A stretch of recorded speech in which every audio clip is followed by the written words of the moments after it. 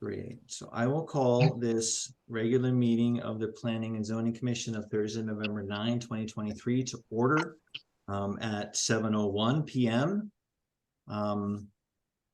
Let's see. So roll call. It's Wes and Adam and Daryl, and Alice, and myself. That Karen, Shelby, who we're not expecting. So I would elevate then. I don't see Annie. And Anne was not going to make it. Okay, so I do see Chris and I don't see Anthony. So I will elevate Chris to voting status. And then I would welcome Sarah Chase and Larry. Is Larry here?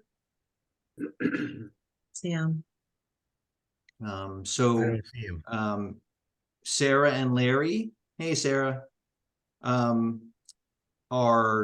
our new members elect, pending, Sarah certainly is a new member elect, so welcome. I'm sure Sarah is going to be a great addition to the commission.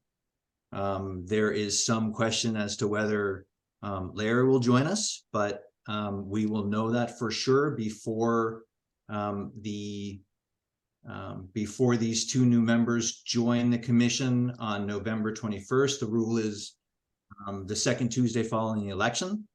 And that I think is the day that they're planning on being sworn in. So let's extend a really warm welcome. I will, I think now, read the ground rules, which I like to do at the beginning of every meeting. This is a public meeting, which will be audio and video recorded, just like every other Planning and Zoning Commission meeting. Applicants will be asked to present and answer questions pertaining to their applications, and members of the public during a public hearing will be allowed to speak. We ask that when members of the public are speaking, that you turn your video on and certainly your audio on, and let us know who you are so we can get that into the record. To ensure sound quality, the default rule for this meeting is that everyone is on mute, and the commissioners and staff will remain on mute unless speaking, and they generally would keep their video on. Applicants and members should feel free to leave their video on or off, but certainly turn them on when speaking, and again, state your names. So please be respectful, seek first to understand them, be understood, listen carefully, don't interrupt, stay on topic, speak for yourself and not for others. It's okay to disagree, but remember that this is the discussion and not a debate. Be candid, and please avoid making any assumptions about the intentions of others. With that, I think we can move on to agenda item number 3, which is the approval of the minutes. And there Just are as a reminder, you have an add to the agenda as well. Oh, thank you, Ty. I would look for a motion then to add agenda item 9F, number 9F to the agenda, which is the Kent Falls Brewing Company. I'll make that motion. second. Great, thanks, Adam and Daryl. And now I think we can go on to the minutes. Favor? Call the vote. I better go home. I'm in trouble. So I'll call the vote then. All those in favor, so signify by raising your hand and or saying aye. Aye. So I'm going to abstain on that because I understand we received that yesterday. And you would object to the timing, Wes? The timing, correct. Okay. So that looks like we've got 6 in favor and 1 abstention. So that motion carries. Now, Ty? Yep. Okay. All right, so the reading and approval of the meeting minutes. So the first one is October 12th, and if there are no comments or concerns, I would look for a motion to approve those as written. I make a motion that we approve the regular meeting minutes of 10/12/23. Second, Thanks, Wes and Wes. Thanks, Adam and Wes. All those in favor or any further discussion? Then all those in favor, so signify by raising your hand and or saying aye. And that is the 7 of us. Okay. Then the special meeting of October 16, 23. Are there any comments or concerns or questions? Then hearing make a none, I motion. would look for a motion. Thanks, Adam. That we may accept the 10/16/23 special meeting minutes. second, Thanks, Wes. Any further discussion?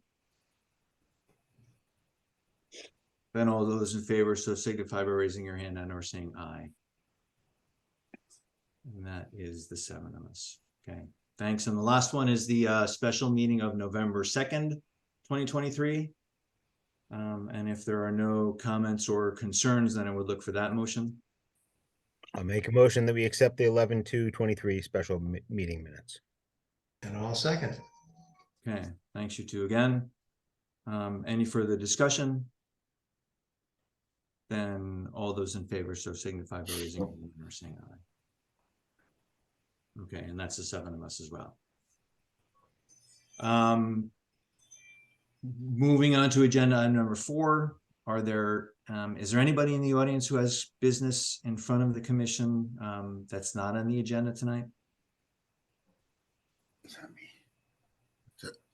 I I might. believe, yeah, I believe Chuck or Constantine wanted to come forward to talk about parking in the village center.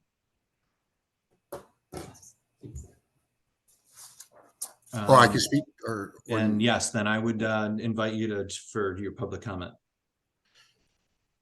oh, where do I start? Obviously, I'm a business owner in Kent, and when we put the restaurant where we are, we had a certain amount of parking spots per tables at the time, and that's how it was. And I was wondering, just for now, how it works for other food service businesses with the parking. Like how do they get approval? I'm trying to understand. I think I got some clarity today is by the square footage of your business, that's how much tables you're allowed. But by adding tables, it doesn't, how do they qualify for the parking? Because it never really, there wasn't an issue for me before, and maybe I should have kept up with it. But now I have people who are expanding their business in the center of town without adding more parking, and they're coming into my parking lot now. And you're adding even another restaurant, which I didn't care for before, meaning that they were just a to-go place. And I think what alerted me was I was told they have 10 tables in their place with another restaurant adjoining to it, which was the Villager, which at the time they had to expand and put parking in the back, and this new restaurant's coming in, and they're not adding any more parking. And if you come in Kent on a Tuesday afternoon when the Villager has, what is it, Mexican night, and then just Kingsley, those two restaurants take all of Route 7. But if you go from Swift to the Villager, there's 6 restaurants, and no one has enough parking for any of these places. So how do I address, or I would like to know how they keep on getting more and more tables, even outside? There, anyone who chooses to open up a business could throw 5 or 6 tables out there, and I have to go. I had a certain amount of parking per table. So I'd like to know how these guys get away with that. Or, yeah, it's making sense. Sorry, I'm all over the place now. No, that's that's fine. It's a legitimate question. So is your main concern that people are using your parking lot for their parking, or is your main concern? It's got to, yes, it's got. But is the concern that you're wondering why they're allowed to have more or have some tables without maybe what you think is adequate parking? Correct. Well, a little bit of both, because what's happening in the beginning, here's my example, like Gifford first started. Listen, it's not that I dislike the people or I like the people. I just want to be on the same, playing field. originally it was a deli, and he had shelves inside a cooler, and it was like a organic grocery store. And then obviously he realized by selling sandwiches, people needed to eat. So he throws a couple of tables inside. And then a couple of tables becomes seating for like 20. And then there's been like a table war between Wilson's and him and so on, and on Main Street in that one section. I bet you if you just walk by from, say, Wilson's to Kingsley, there must be at least 30 tables out there. And how are they finding these parking spots for all these tables? And then what's happening is everyone's getting pushed north and north and north for the parking. And I have a lot of pictures to prove it, that by 11, 12 o'clock at the Pizza Garden, a third of my parking is already taken. And I didn't even unlock my door yet. And then now the town's allowing another restaurant, food full service, to come in without enlarging any and not taking any parking an issue. So I just find that a little unfair. Yeah, so the regulations allow us to look at the existing parking, but then also take into account the parking spaces along Route 7, along that public road. But if you are telling the commission now that that the sharing of the parking on Route 7 is becoming an issue, I think that's a conversation that the commission should have as a separate discussion, as a standalone discussion. So I think that I'd like to speak with Ty about it a little bit, and have Ty come back to, I'd like to understand it a little bit better, and I'm not sure that this is the time to talk about it. So I thank you for bringing it up. Oh, absolutely. But I think that we should, we've gone back and forth over many years with there being plenty of parking in town to there being not enough parking in town to there being plenty of parking in town. And this is the first inkling that there's not enough parking in town at certain times of the day because we're utilizing that public parking for other places. I feel because you're granting them more and more more of these businesses able to do whatever they want. And it's to the point, you would never hear me have that argument when they're going to John Casey's property because they have a whole plaza. You can't say anything about that because he's got well over 200 parking spots, probably more than that. I don't know. I wouldn't say anything like that to, let's say, the Fife and Drum. They have ample parking. Swift at the time, if I quite remember, they were kind of borderline on the fact that if they had enough parking, and they played it off like, oh, but we have, I think if I'm not mistaken, they have 9 running business out of the place, but there was a rotating schedule. I get it.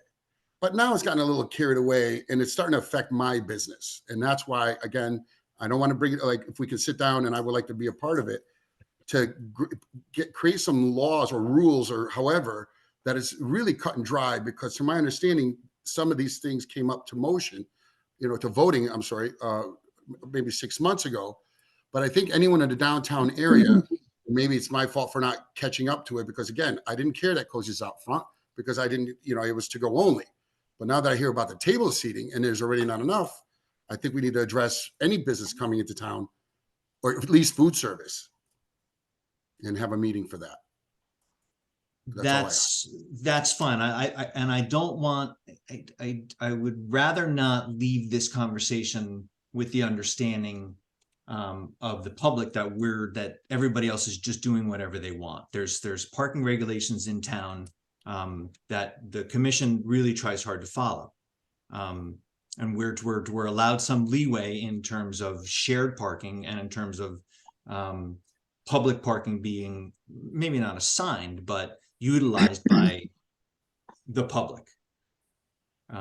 So I think that we ought to continue this conversation, and I really, thank you so much for bringing it up. But I think that it should go on the agenda, and we should have it on the agenda as a parking issue, and we should get the businesses in town to participate. Perfect. Thank you so much. Yeah, you're welcome.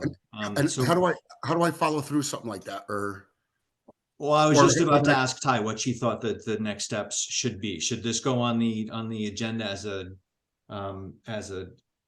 a topic that we can invite the chamber and the businesses in town to speak about? Maybe it's a special meeting?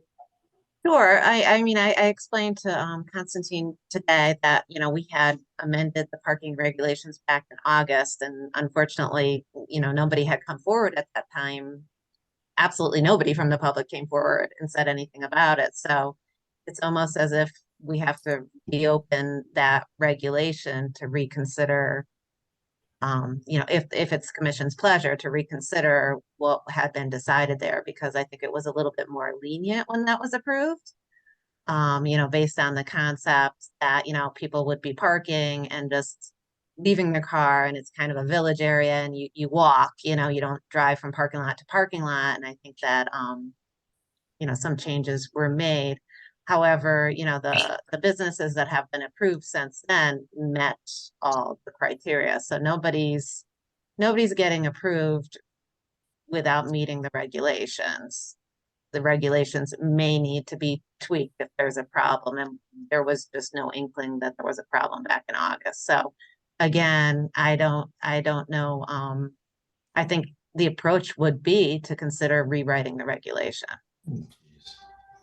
I think That- one of the issues, something that happened, we approved basically all of the parking behind the old Kent Wine and Spirit to Kazi's. But and I didn't know at the time, but that parking had already been designated. That parking back there is really, that's the villagers parking. Correct. So Well, it's shared, right?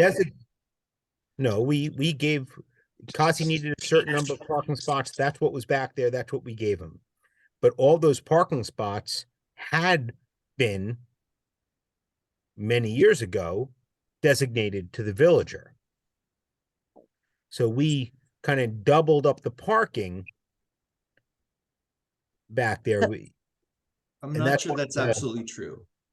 That's So my the co- argument. So the parking was calculated based on, so Ira, the liquor store's calculation of the parking was exactly the same as the parking required for Kazi's with the table space. It just worked out that way. There was no change in the requirement from one business to the other. I'm sorry, I beg to differ on that because table seating takes a parking spot. Ira was to go as a retail store and he had 3 employees. So you're telling me someone who's going to have 10 tables in their spot, maybe say 30, 40, 50 people, where are they parking their cars? Because right now the villager, when it was half the size, he was 15 tables and he adds another 15 with the outside and inside has 30 and plus their employees. Ira only had, if the most on the floor, 3 employees plus himself. That's not the So- way it's calculated. It's Well, no, I'm- calculated for retail by square footage, and it's calculated for restaurant by table. So when the math was done, so I mean, you may be pointing I out just a wanna flaw understand in it. the I'm way it sorry. should be calculated, but Constance, it let Ty absolutely was finish. calculated the way the regulations require it to be calculated. So there was a square footage of the retail space for the liquor store, and parking for retail is calculated by square footage. And then there's a calculation for restaurant by table. And that's how that was calculated for Kazi's. Just No. coincidentally, the calculations turned out exactly the same. So again, it may be a flaw in the regulation and it doesn't work out in practical world, but truly, No, I understand what you're what was saying. granted by the commission was appropriate. What I'm saying is I more than understand what you're saying. If I'm putting this building and the calculation is, yeah, we can fit this many tables in the building is not my argument. My argument is, do they have the parking for that? That's all mine was. Because if I'm showing you the blueprint of a building and you say to me, well, by the time the bathrooms, the kitchens are in there and all that, and you say to me, okay, you're only allowed this many inside your building, that's fine. I understand what you're talking about. What I don't understand is, how did you calculate, or how does the town, not you, please, I didn't mean it personal by any means. How does the town calculate 2 business and the regulations on when the villager at the time was half the size, they had to expand and they made the landlord add more parking in the back for the reason is table seating takes a parking spot for an hour to an hour and a half. So those parking spots are taken for an hour and a half. I'm surprised really that the retail stores are the ones that are not complaining, saying, hey, these restaurants are taking all these spots and the people don't have a chance to walk around. Because if you go to any other place, it's like across the street, they say, you know, for the yellow buildings, I forgot what they're called. I'm so sorry. Where Mrs. Jackson is, they literally posting signs everywhere to make sure no one's parking there because it's so overcrowded. And in the beginning, listen, again, there's got to be from the backside of Kent Station Square, and in any given day between my property and I apologize, I'm getting old. The pharmacy, it's got to be 30 cars back there, at least 30. And I don't want to make it a big thing, but at the same time, it's starting to affect me now, watching everyone just throw a table here, throw a table there, throw another table inside. And who, you know, I'm sure no one here that we're talking to would, if neighbors are having a party next door, would allow their friends to park there day after day after day and not eventually get aggravated. Okay, so what I think Ty is trying to say is that there are regulations defining not only the table count per square foot, but the parking regulation. They're defining the number of parking spaces that are required. And I don't think that I would prefer now to get into a debate about it. Right, What correct. I'd like to do, and I think Ty's idea is great, that this becomes a regulation review discussion. We've been going through this process of revising the regulations. I wish that we had this conversation back in August when we really just did this as an outfall of our plan of conservation development. If we had gotten any sort of feedback from the public, then we might have been able to avoid this today, 4 months later. But I think that now that you bring it up, we should put it on the list for Glenn and Ty and the commission going forward to review again. So that's what I'm going to suggest we do. And can I add one more to this? Because for the local business downtown, and maybe it's my fault and I don't know how it works. We need at least some type of something that big when it comes to parking issues or anything like that. The small business need to figure, because when I was so embarrassed to find out afterward, this was done less than 4 months ago, had no knowledge. How can we get it to people that knowing? I know that you guys send to join your program. I mean, what's it, the newsletter? But it's something that serious. I think it should be to every business owner, because I bet you I bet you 10 other businesses would have showed up. Yeah, I think the easiest thing to do, the easiest thing for the public in general to do is to sign up for the notifications from the town of Kent. I mean, it's a simple sign up for a notification from the town of Kent, and every single meeting, every single agenda item will show up in your email, and you can click on it and you can grab the information right there. It's an electronic world, and if everybody did that, then we would get very many fewer complaints about not being aware. Oh, more than understand. I got you. I understand. Gotcha. All right, my friend. Thank you so much. Thank you very much. So I guess I'll wait to hear from you guys on I'll sign up for the thing first, whatever. But then I have to wait for you guys to hear from you on when the next meeting, right, Ty, or how yeah, well, we will certainly let you know when we're going to start talking about the parking again with regard to the regulations. Thank you so much. Yeah, sure thing. Bye-bye. Click where? Any other public comments? Anybody else who's not on the agenda who wants to bring something up? All right, then I'm going to move on to agenda item 5, which is old business, and 5A1, which is application numbers 97-23SP and 98-23C, Virginia Bush Sutman, 8 Bluff Road, map 19, block 15, lot 38, conversion of existing structure to a deed restricted detached dwelling unit, accessory to 2-family dwelling in the VR1. And there's a note here that says the applicant's consent received to extend the close of the public hearing to December 14. And I would reopen that public hearing now at 7:25. I think that I'll ask Ty to give us an update. I know we're waiting for sewer commission approval.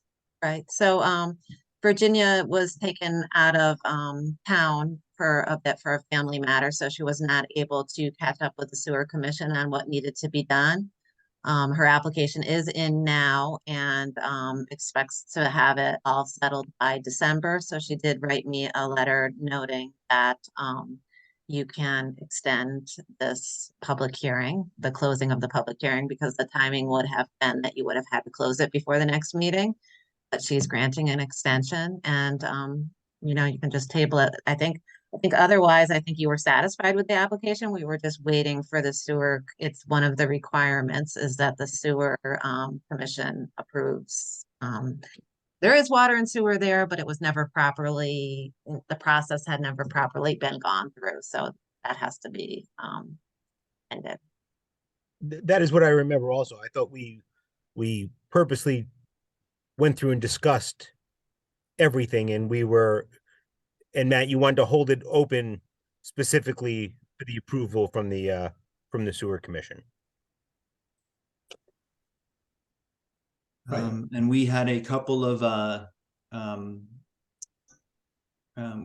conditions that we were thinking that we would need to put on the approval, and I know that one of them had to do with the deed restriction.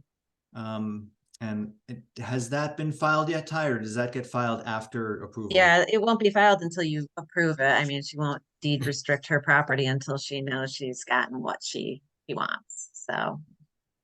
All right, good. And then the other condition had to do with the Kent Affordable Housing agreeing to be the manager of that and agreeing to certify that the tenants actually met the requirements. Does that happen after our approval as well? Yeah, I mean, I think that already has happened more or less. Justin Potter has spoken on behalf of Kent Affordable Housing and said that would not be an issue to manage that. So I think we're pretty much set with both of those things. Okay, then I might ask for comments from the public. Is there anybody here who has anything else to say about this application? I don't see anybody's hand up or anybody waving frantically. And is there anybody on the commission who has any other comments or questions for Ty or that we should consider? Great, then I would look for a motion to table this to our next regularly scheduled meeting, which would be that second Thursday in December. I'll make that motion. Thanks, Wes. Second. Thanks, Daryl. Any further discussion? Then all those in favor, so signify by raising your hand and or saying aye. Aye. And that is the 7 of us. Okay, so that motion carries. Then I would move to agenda item 5B, which is, I'm sorry, 5B, nope, where am I? Yes, agenda item 5B1, application 105-23C MKN Property Holdings LLC, 5 South Main Street, map 19, block 12, lot 5, mixed residential and commercial use for apartment above retail. And Matt, I need to recuse myself. Okay, thanks, Wes. Yeah. And so I don't see any other members, so that'll be the 6 of us voting on if we do in fact decide to vote. I know that we had been waiting for ARB approval, and I think we got that, right, Ty? That's correct. And they were talking to the sewer commission. Have they made any progress there? I think everything is all set with the sewer commission was not an issue for this one. I thought everything was fine with that. Okay. Is there anything you want to do? Anything else you need us to know, Ty?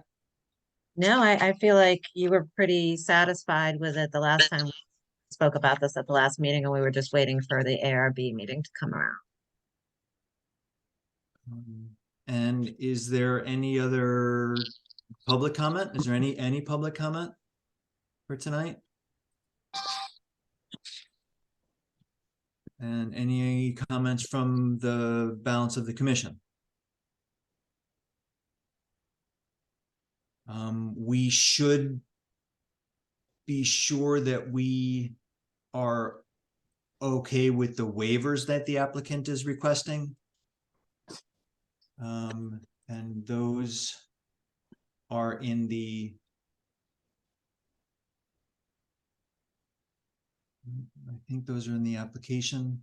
Oh, that's the ARB approval. Hold on.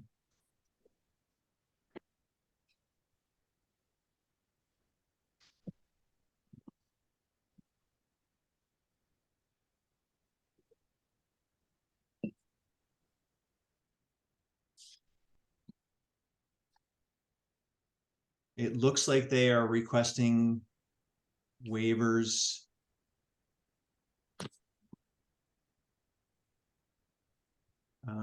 The first one was, looks like architectural plans and elevations, and I know we got those through the ARB.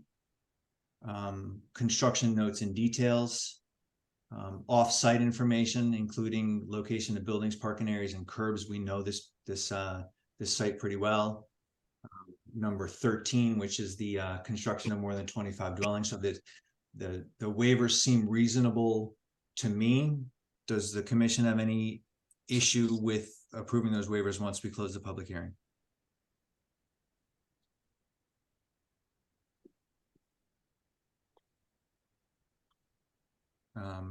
Okay, then I would look, and if there's no further discussion or no further comments, I would look for a motion to close the public hearing. I'll make a motion that we close the public hearing. Second. Almost, Karen. Thanks, Daryl. Thanks, Wes. Then hearing no further discussion, I would call that vote. All those in favor of closing the public hearing, so signify by raising your hand and or saying aye. And that's the 6 of us. Okay, that motion carries. Then I would look for a motion to approve the requested waivers. Thank you very much. Oh, not quite yet. Almost. We have a couple more motions to get through, and then you'll be ready. I make the motion to approve the requested waivers. Second. Thanks, Darrell and Adam. Any discussion from the commission? And all those in favor so signify by raising your hand and or saying aye.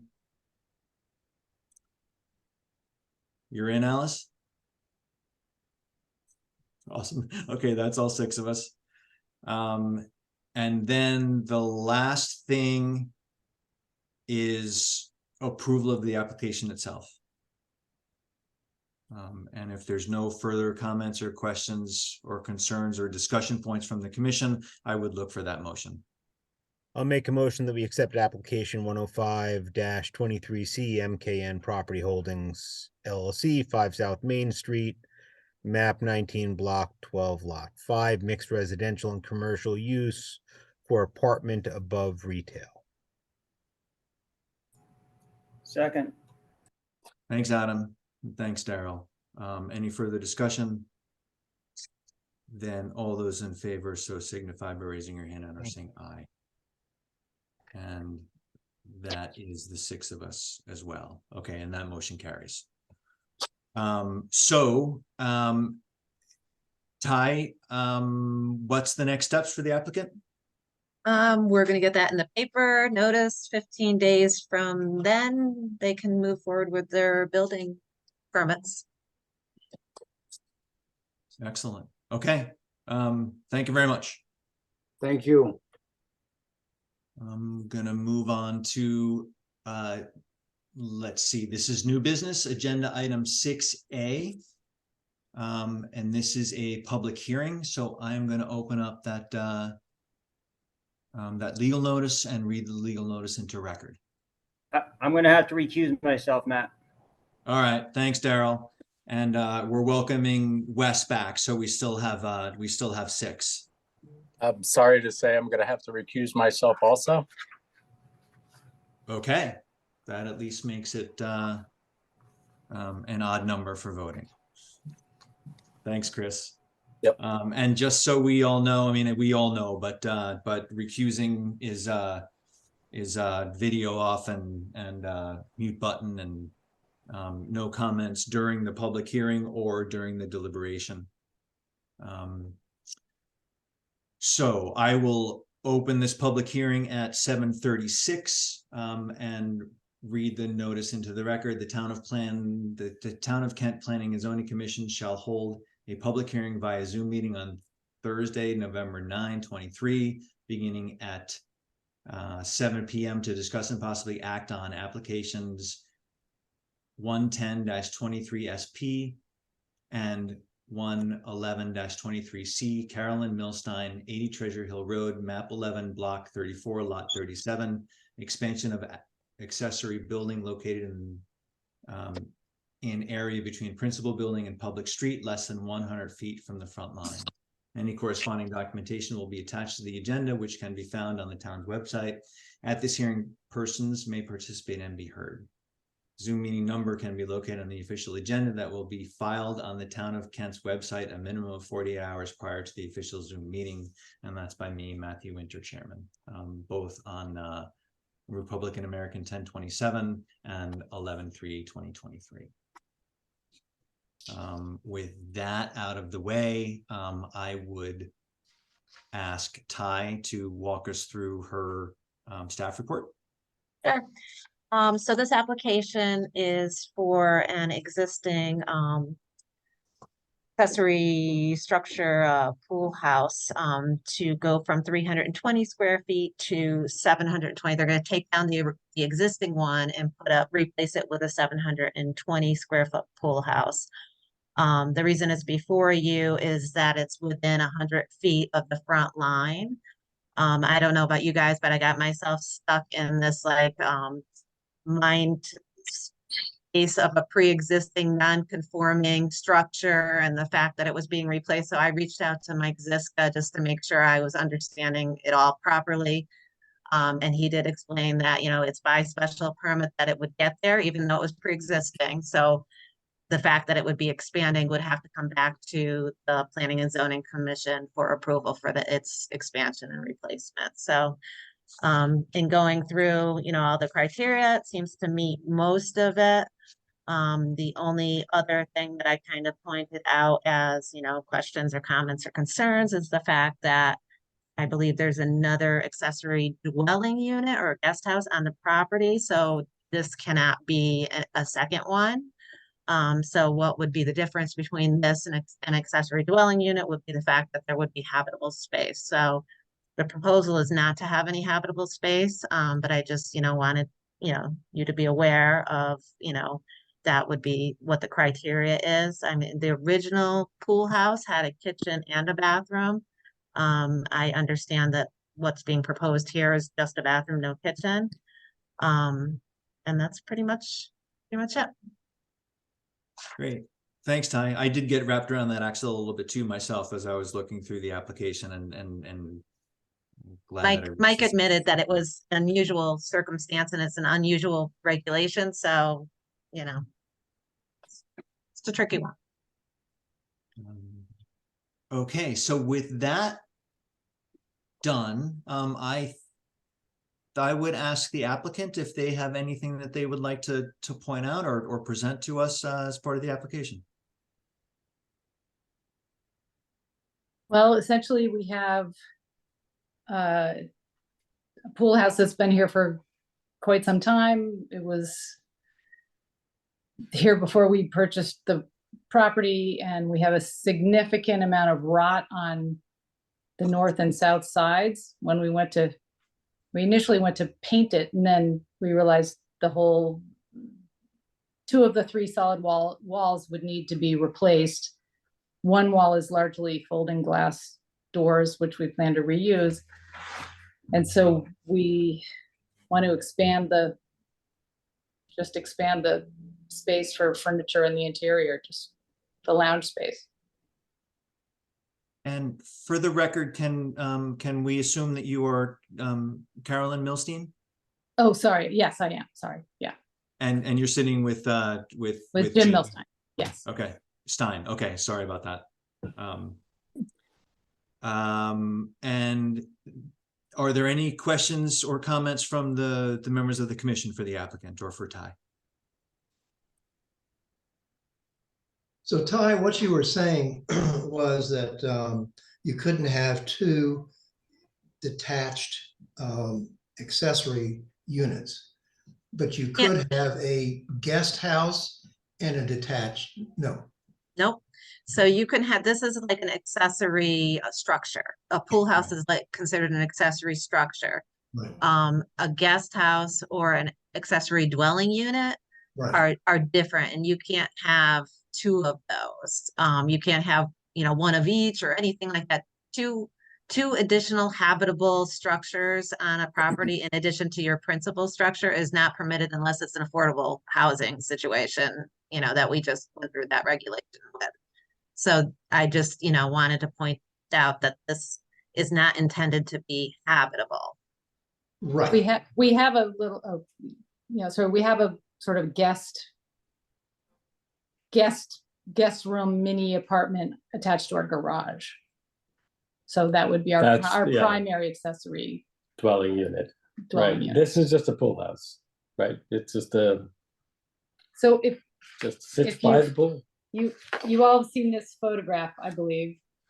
So we're essentially kind of filling this box in. And then,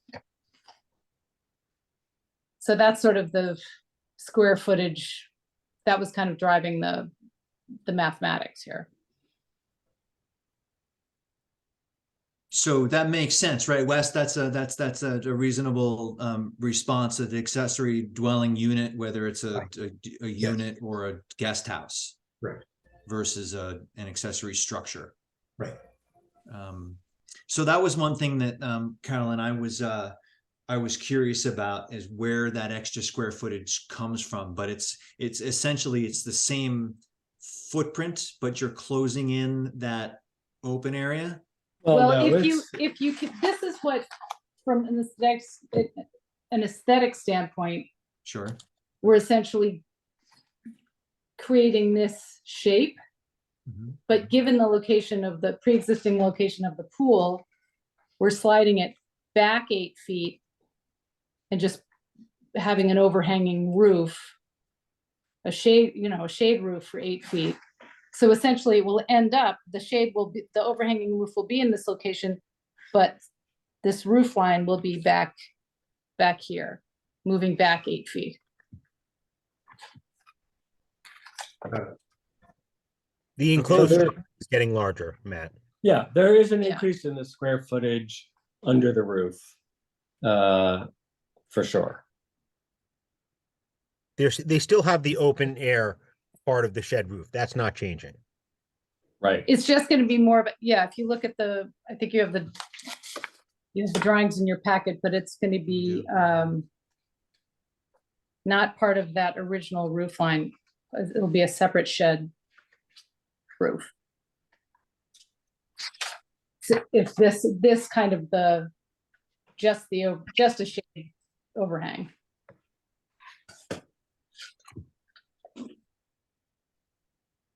And I assume it's taller. Is that correct? Yes. Yes. And because currently the back half of this structure is, on one side it's a bathroom, on the other side it's storage and mechanical tools and things like that. Yeah, so it's a slightly bigger footprint. It's a slightly taller roof line, but more or less the same place on the property next to the pool. And it does get closer to that front property line, but it does not encroach on the setback. Correct. Yeah. Yes, we were, Yeah, and watching that closely from the there's get-go. there are trees right on the road that we've planted, and then there was an existing berm between the road and the existing pool house, and that berm is staying with trees on top of it, and so this is completely. I mean, it's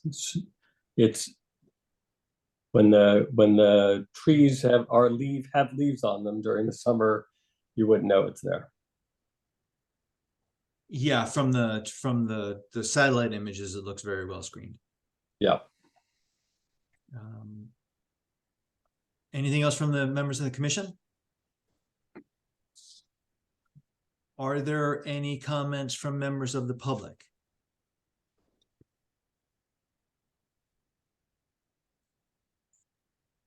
And seeing none, I'll move on to ask the commission. I know that the applicant has requested some waivers. And those are outlined in the application. I think that's where I saw them. Yes. I have them. Are there? I see There- waivers. There There are. are It's on page 20, starting at page 21 of 24 of the application. Really, it's the waivers, the requests starting at number 6 are on PDF page 22. Oh, I see them. So I'll make a motion that we accept. We don't need to make those. We don't need to accept those. I just want to, before we close the public hearing, I want to make sure that we're all okay and we don't need to ask for any additional information.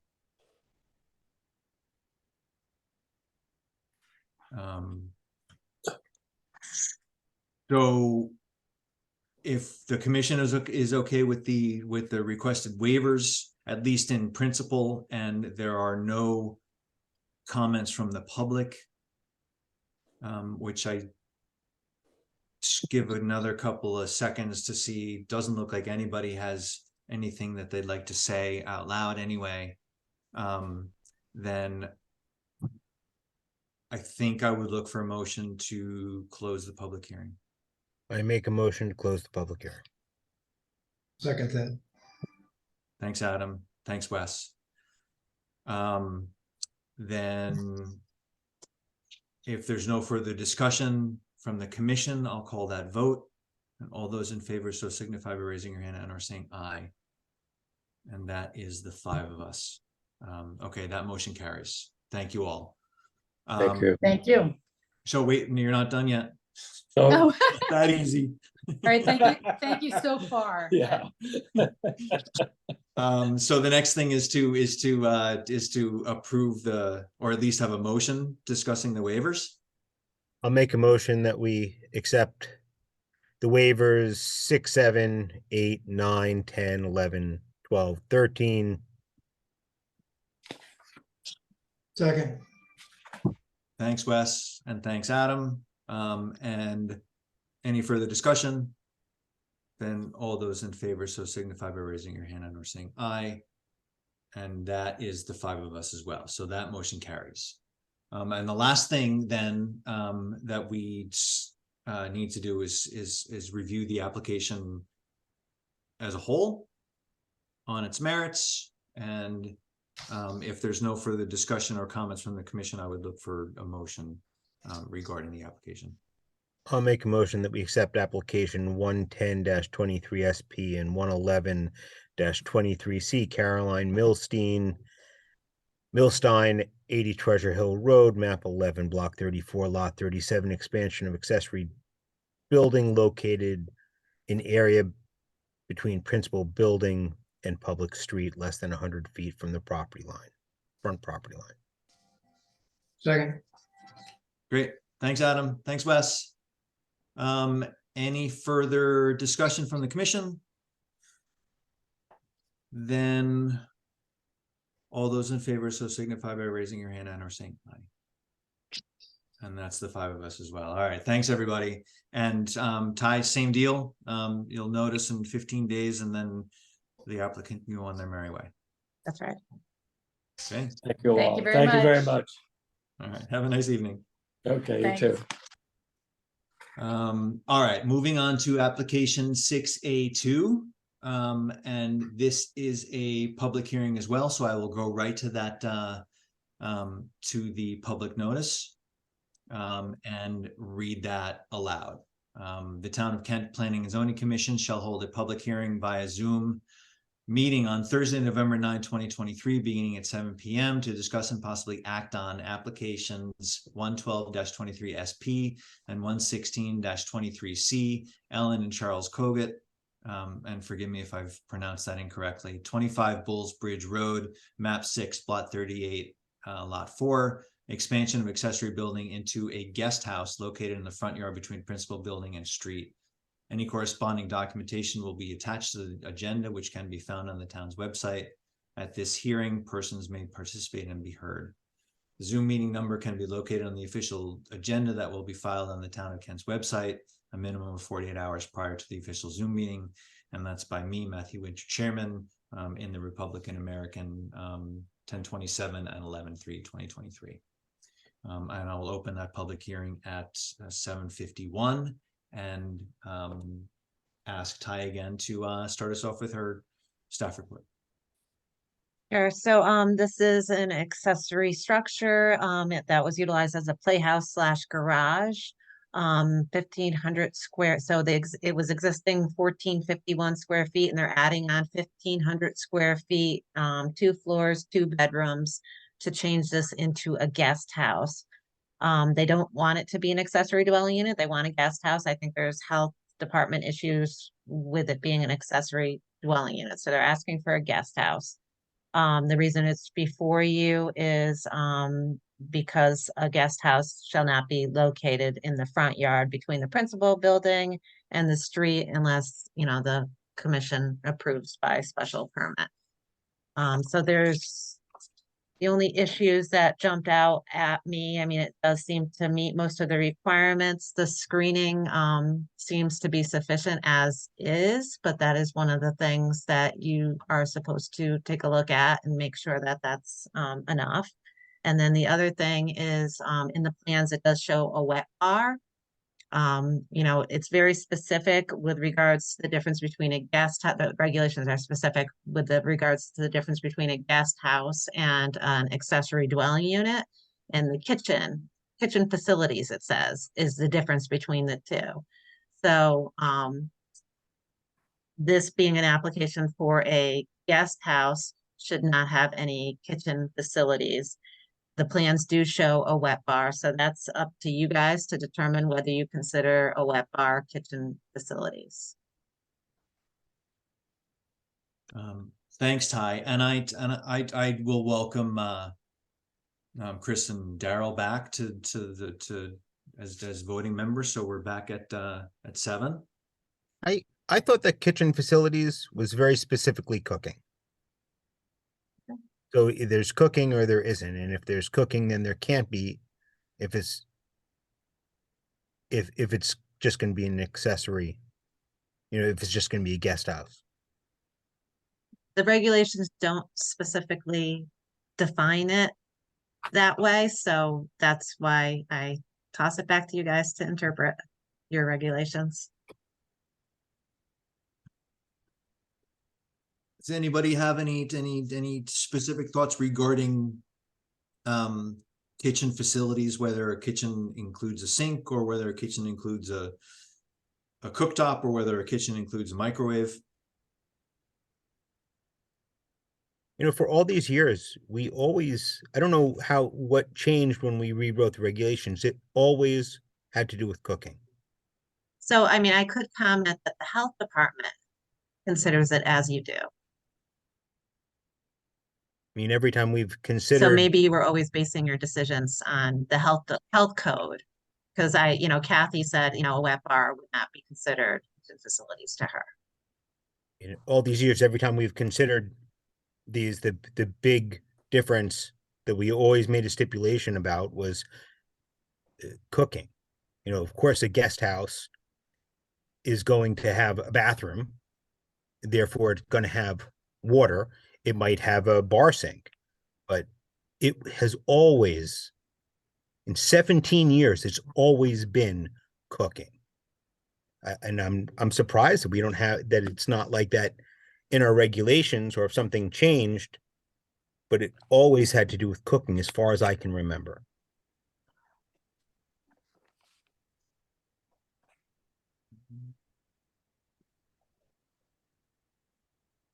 is there anything else that the commission would like to discuss before we ask the applicant to maybe speak for themselves for a minute? Then why don't we do that? Can I invite, I see Alan Kogut. Is there anything you'd like to tell us? There is no kitchen planned at all. My children like me to do the cooking in the main house. There are 2 bedrooms and 2 bathrooms and a washer dryer because I have a new grandchild. And that is all that is planned. There's actually not really even a wet bar in the original building. There's a sink, but there's no cooking facilities there either. So there is no cooking planned. It is so exclusively planned to be 2 bedrooms for 2 daughters that just got married within the last 12 months and 2 bathrooms.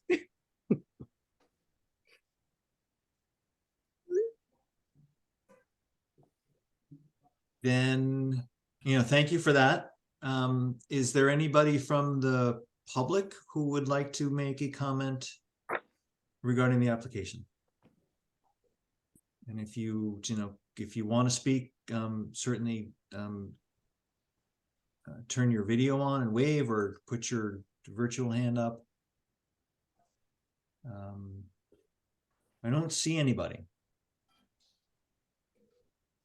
So let's talk about the application itself now. And I think that as Ty noted in her analysis, that this requires our approval and we are required to look at screening, and we've all seen, I think, the photographs that are in the file. It seems to me that the addition is coming off the side of the house and then towards South Kent Road, towards Bullsbridge Road. And will that change the view from the road? Right now we're looking at the existing structure, but it looks like the new structure will come closer to the road. There still looks like there's plenty of distance, but you're looking up the hill, and the house will be, the new addition will sort of flow down the hill a little bit towards the road. And do we think we need additional screening along what I'll call the front of that building? And then do we need to worry about the neighbors with regard to the screening? So those are my two, I think, concerns about how this will look to the neighbors.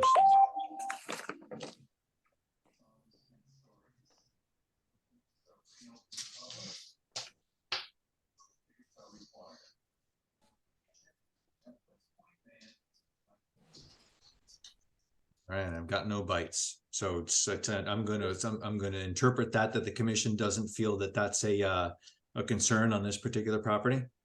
I drive by it all the time, and I'm going through all the pictures, and I can't tell you that I've ever even really, I've looked up there and I've known that there was a property up there and a house up there, but it's far enough back, you don't notice it. And I don't think that if there's I don't think that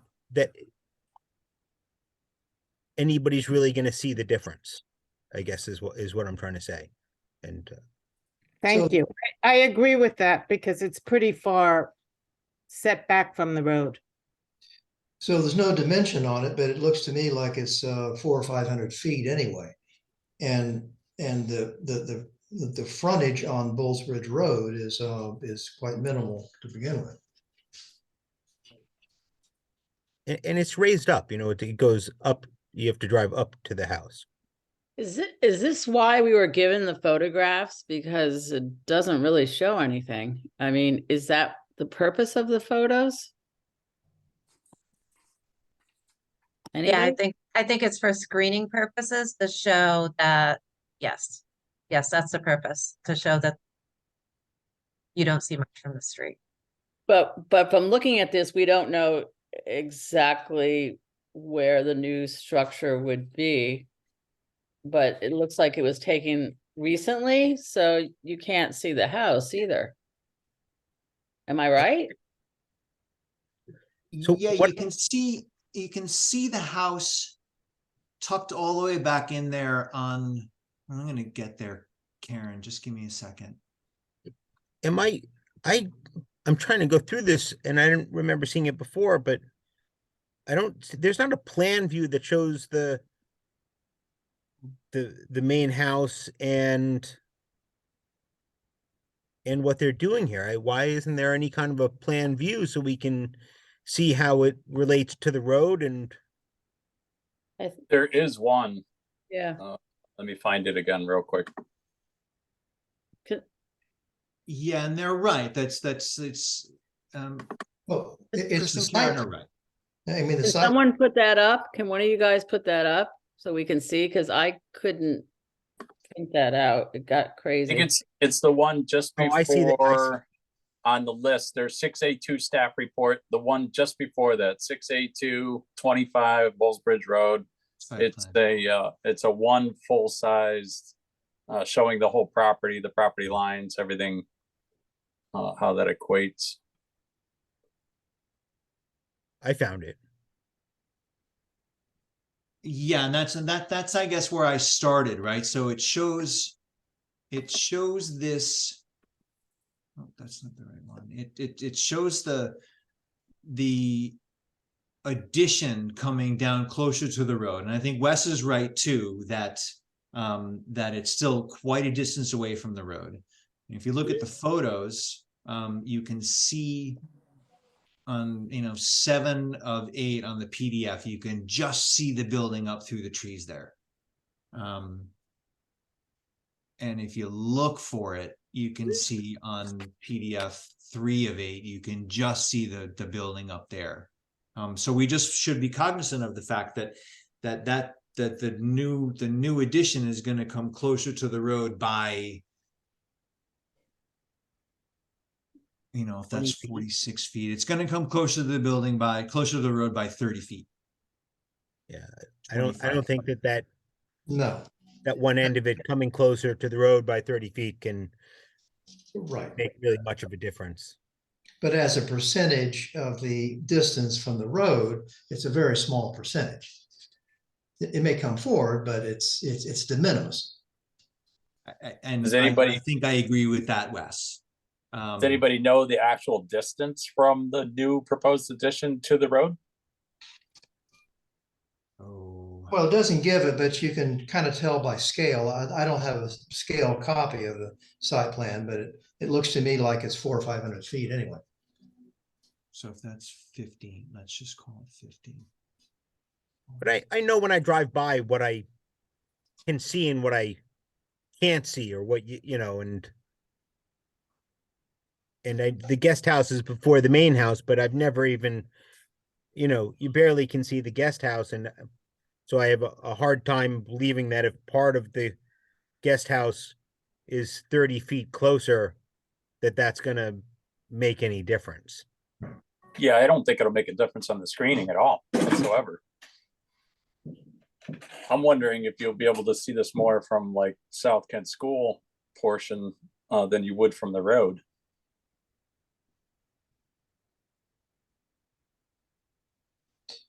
Well, there's on that property, you couldn't really tell whether it was coming forward or not. And it's, I mean, I don't even know what's on South Kent School this far down. I think that's a swamp that goes back towards Right. I there. mean, there's no buildings even remotely close to that. Yeah.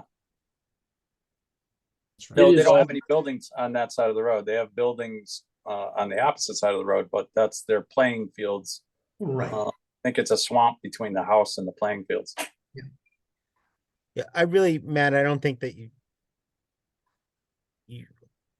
need any kind of screening here. The other thing that we should, and I respect that, Adam. So that's great. So the other question that I have is 21 Bullsbridge Road. appears to come off that same shared driveway. So is that a shared driveway, Alan? Yes, And- it is a shared driveway. The property line goes down the middle of the driveway. Right. So, I mean, they might be affected by the view of this, but this is going downhill and it's going towards the road, and they're They are gonna see some of it affected. coming up the driveway. Right, but they're not, from their home, there is absolutely no view of this at all. Yeah, certainly from the home. Once they get there, they're fully screened by, the 400 feet between their house and the main house, and then the additional 100 feet to the guest house. Yeah, it's and totally then from the other screened by side. the existing structure as Right. well from the driveway because it's to the right of the structure. So it's the far side of the structure. So it's the feeling of the commission that we can abandon this line of questioning regarding screening. I think we're good on the screening. All right, fine. So let me ask. Let's see and look at my notes. We've looked at the staff report, which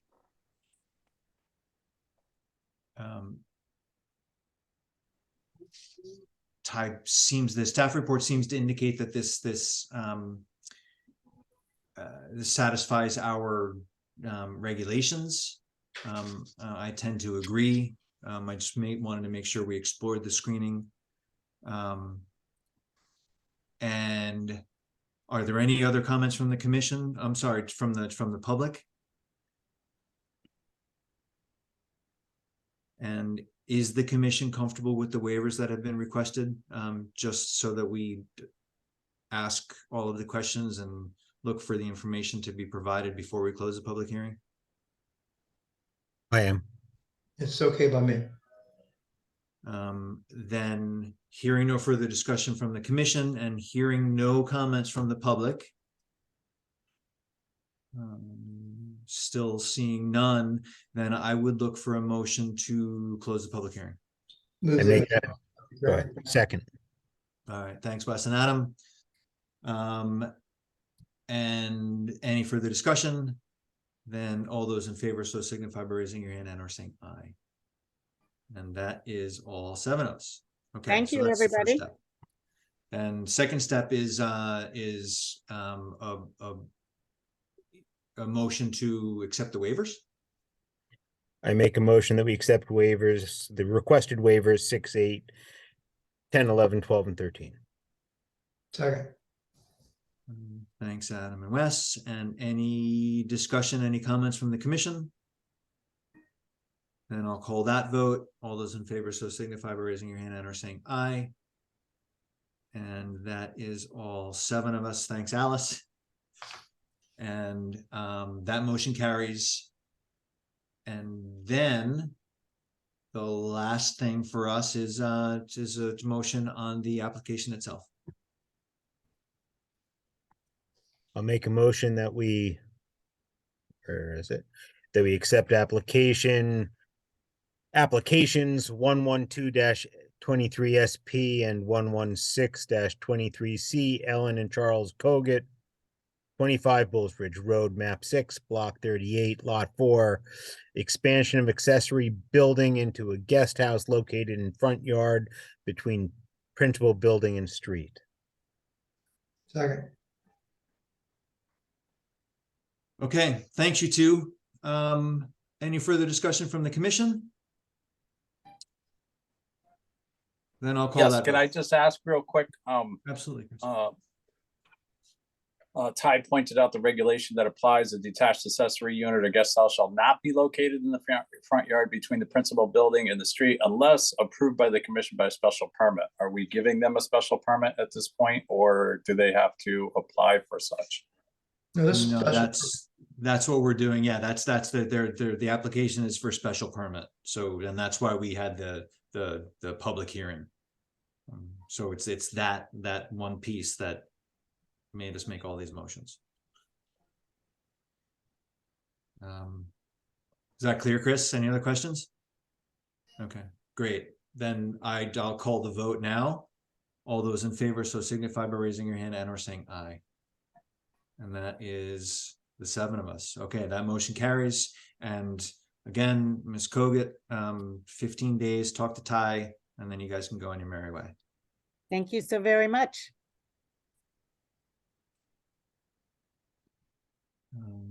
Okay, so then I think I'm in the right spot. We are moving on to agenda item number 6B1, and this is application 109-23C. Paul Rajakis and Julianne Dow. 23 can I Maple Street, answer- Dow, right? Yes, I'm Julianne Dow. Okay. Can good. I answer just a second? I have to recuse myself for this one too, Matt. Sorry. Okay, Chris, thanks for letting us know. Yep. All right, so we're down to 6 now. And this is Miss Dow, did I pronounce Rajakis correctly? Rejectus. Rajakis. Okay. That's my great. husband down there. I see him. Let me start over. So application 109-23C, Paul Rajakis and Julian Dow, 23 Maple Street, map 14, block 42, lot 38, change of use from residential to mixed use residential and personal service. Yes. So I will ask Ty to walk us through her staff report as is our custom. Yeah, sure. So I think that you guys, it seems like most people know this building as Musalaka, the old restaurant. So it's gone through several changes of use. The most recent one was just a single family residential use. So what they would like to do is to do a mixed use. They want to use it as residential, but then also do kind of a personal service, you know, with regard to like yoga classes and online well-being classes, stuff like that. So it seems to meet most of the criteria. They have lots of parking, but I did do the parking calculations and they meet it. The thing that really jumped out at me regarding this application is the signage. So the requirement for the placement of the sign, I think needs to be 10 feet from the road or the front line per your regulations. However, this sign post, I believe, is pre-existing from previous businesses. Also, when you actually go down that side of the street, all the signs seem to line up about 5 feet from the road. So it seems like it would be extraordinary to have them move theirs back when everybody else's seems to be in line, close to the sidewalk, pretty much. So I mean, that's up to you guys, how you want to handle that. Also, because it's a pre-existing signpost, content of a sign can't be controlled. Therefore, I don't think that they have not gone to the ARB for that reason, and I don't think that they need to, you know, if it was a new signpost or if you had them move it in some way or change it in some way, they may need ARB approval for that, but just for the sign alone, I don't think it's required. So yeah, most of my questions were signage related regarding this particular application. So before we move to the applicants, let's are there any questions that any members of the commission have?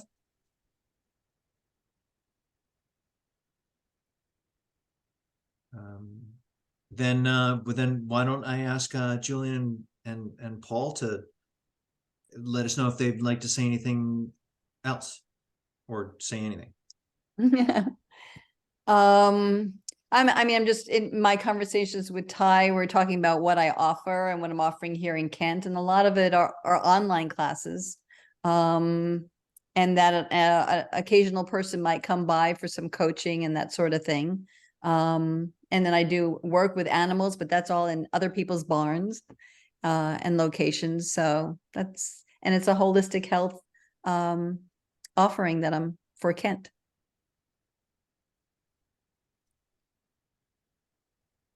Great. Good.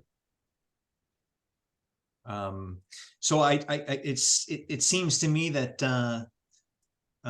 that this really comes down to that sign placement. I think that the application sort of fits within the regulations, and it fits within the plan of conservation and development for mixed use. But I would like to talk about the signs just for a minute.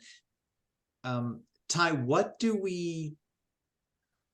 we suggesting that the use is with regard to the signs? Because I know that 12 feet is allowed if it's a business or commercial use, and can we determine that a mixed use is a commercial use, and we can say that 3 4-foot signs equals up to the 12-foot, and that works for us?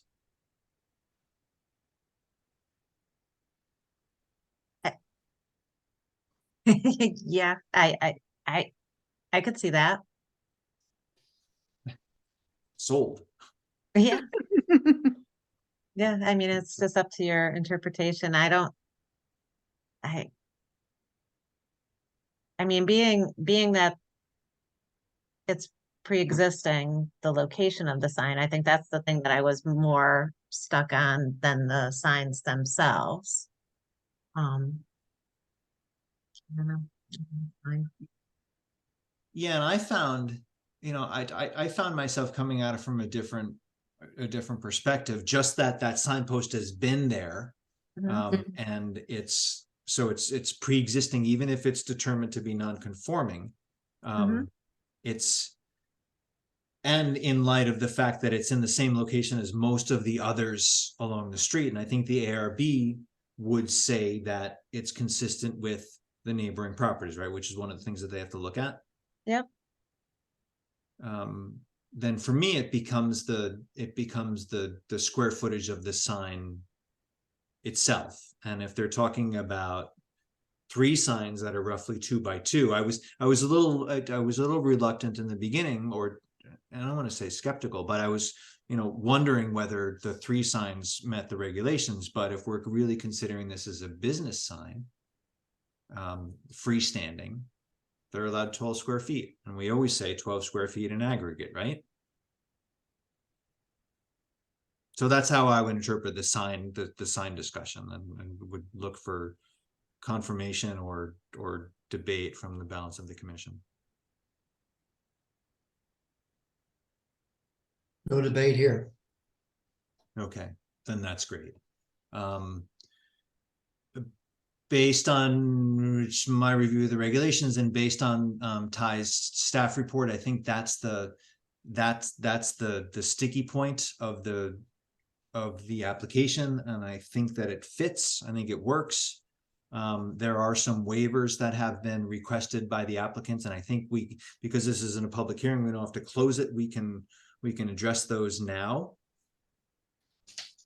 So I was a little confused on the waivers, because there's I just want to understand what there's Exhibit A and Exhibit C and E and E1. I think that what they're requesting for is requesting waivers for 5, 6, 7, 8, 11, 12, and 13. And if that's the case, then I make that motion that we accept those waivers. But I don't understand. I think they were just trying to check off with the others, more or less, just kind of accounting for that they satisfied the others by saying that one's Exhibit A and that one's, kind of point of reference for them. Well, then I make that motion for we accept the requested waivers 5, 6, 7, 8, 11, 12, and 13. Second. Great, thanks, you two. And I agree with that interpretation, that they were just trying to make it easier for us with the exhibits. And, thank you, Julian and Paul. So if there's no further comment regarding the motion on the waivers, then I would call that vote. And all those in favor so signify by raising your hand and or saying aye.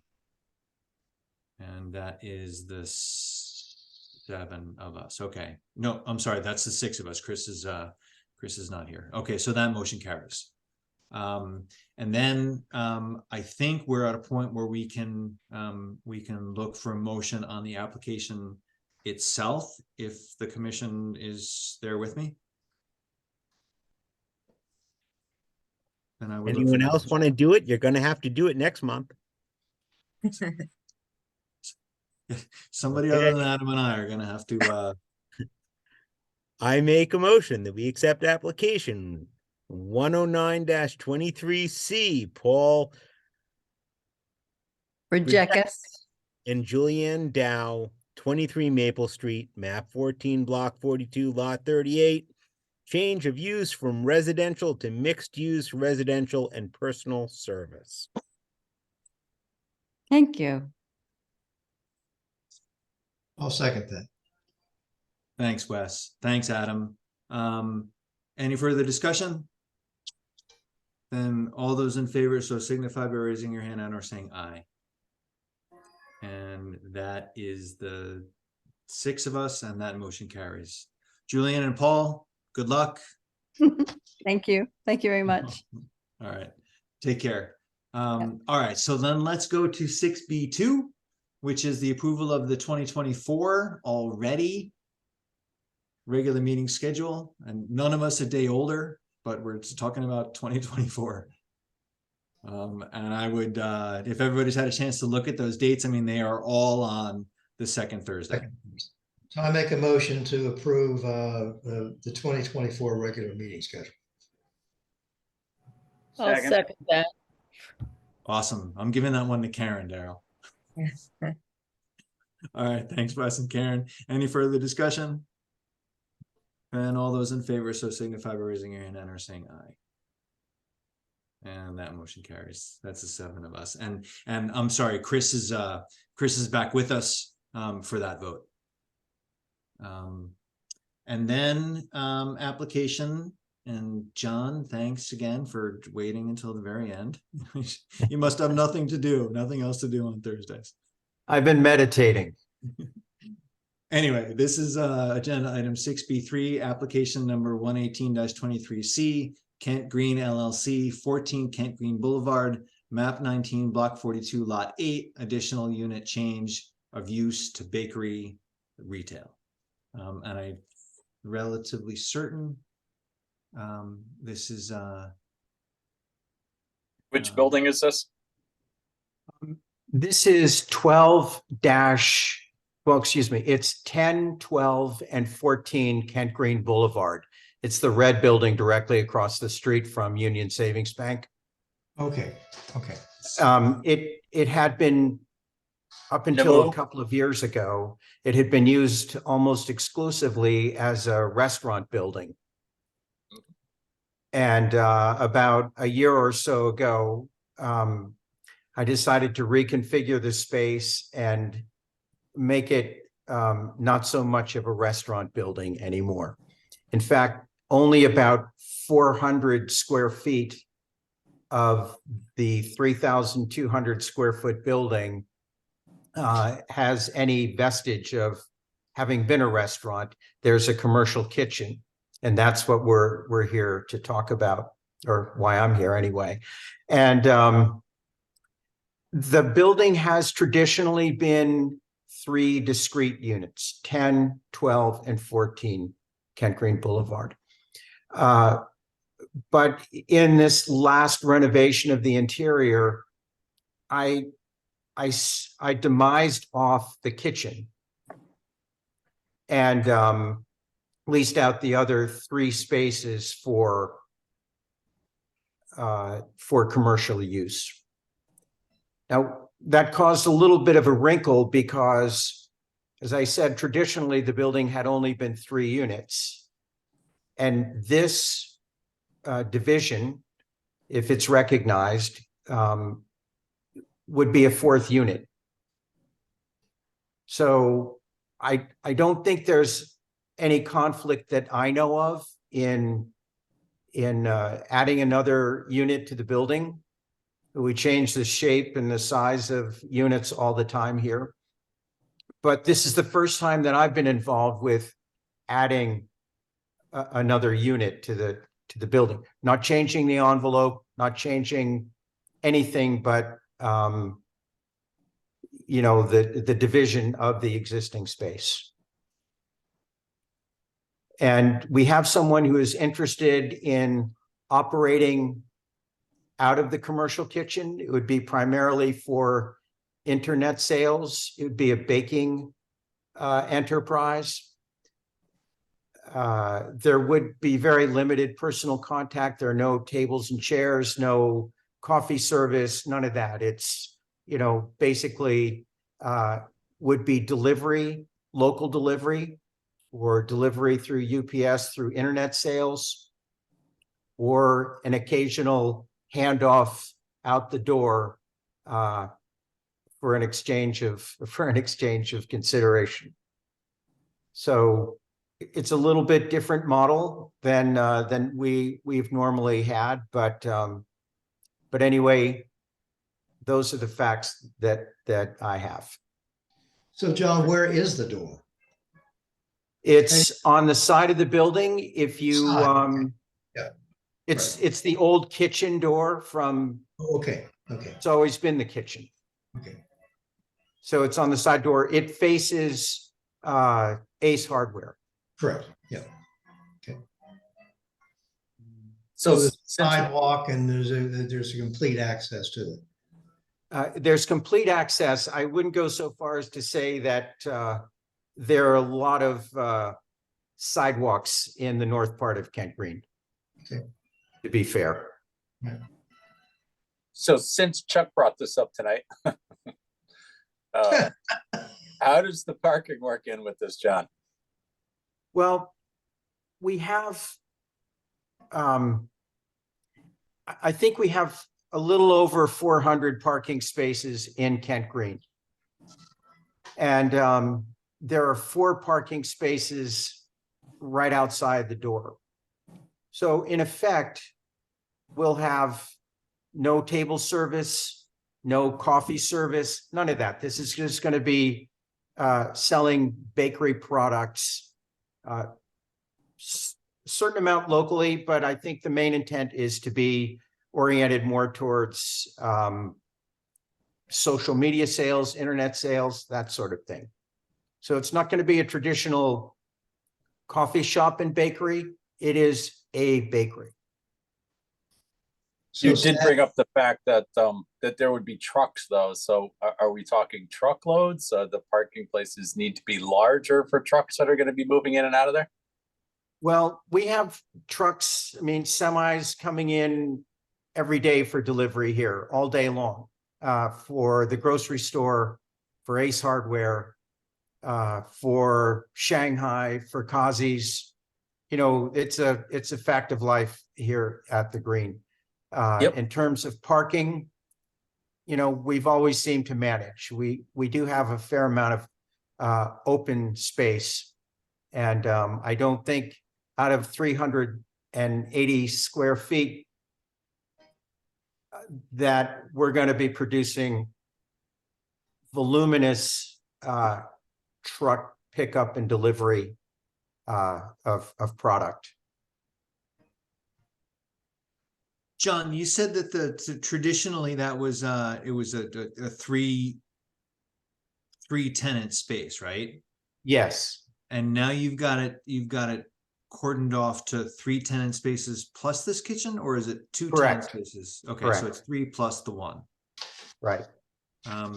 So if we did that calculation, and only because it was brought up tonight, if we did the calculation between what was existing for that it's the same square footage, right?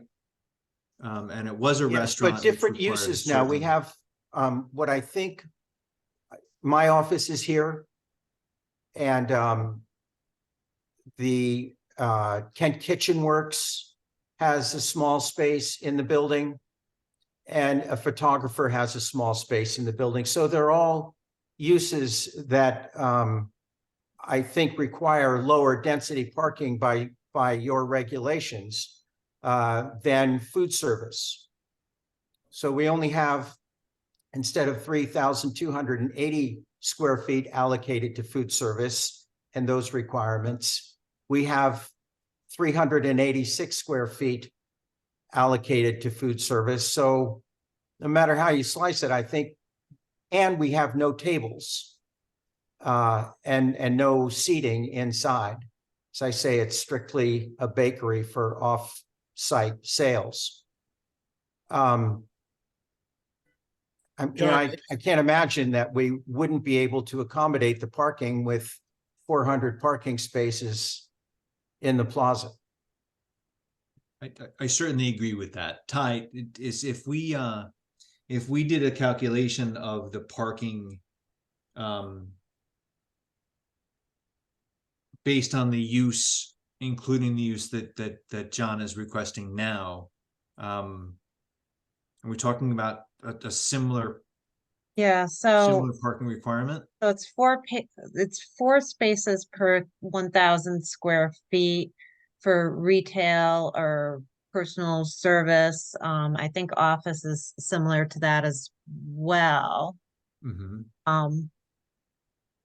So there's 16 spaces allocated to that one building, according to the chart I have in my office that I refer to for Kent Green.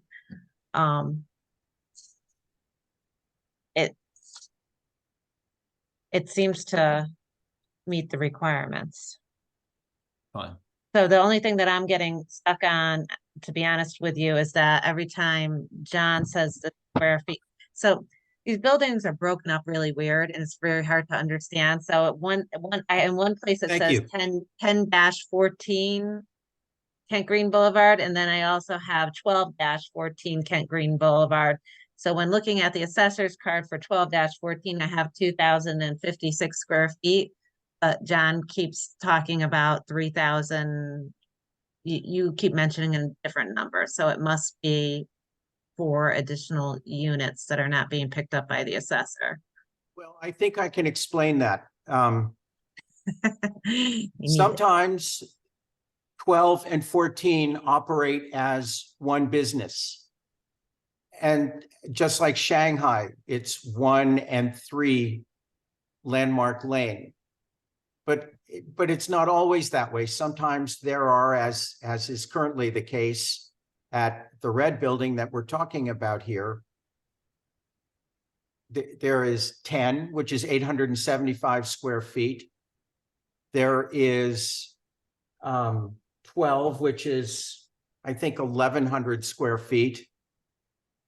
And there is the 14 space, which is 996 square feet.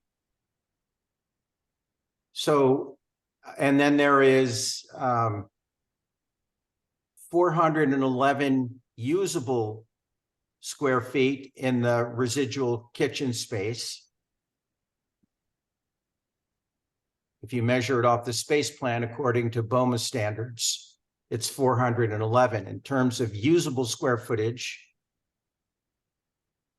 it's 386. If you go into field measure it, it's 386 square feet. We'll be adding a handicap bathroom, so that'll be, minus about 50 square feet or 60 square feet. So it's pretty small.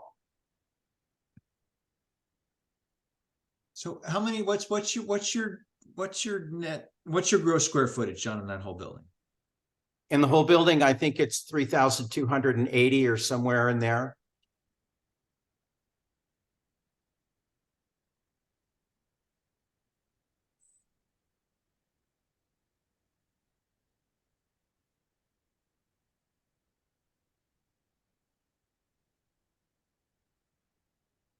And what's your feeling about about Chris's comment regarding the loading?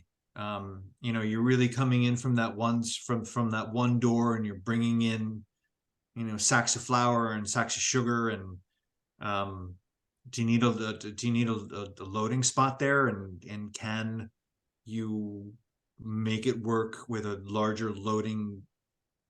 I don't want to call it a loading dock, but a loading space. Well, Is that necessary? There is room to do it. In fact, when Ace has a truck delivery, they, to a degree, block off this access. But, you know, the trucks come in and the trucks go out. And, you know, we have that situation all over the place. If you look at the pizzeria, you know, they have a truck that comes in and blocks up the fire lane Or almost again, every day. It's across the board in Kent.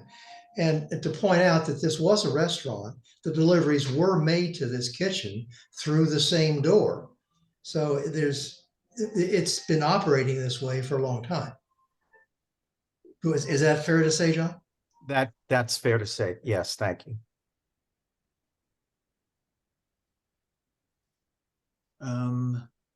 So based on, you know, what John had just clarified, I mean, I'm coming up with 13 spaces required for both office or a retail personal service kind of thing, which would be this bakery would be kind of falling under that because there's no tables or anything like that.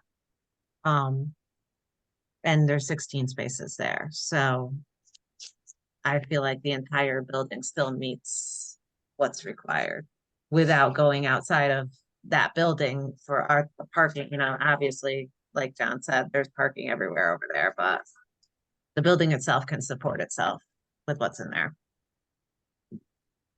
That's great. Thanks, Ty. Thanks for doing that on the fly. It was sort of my feeling that there's plenty of parking right there.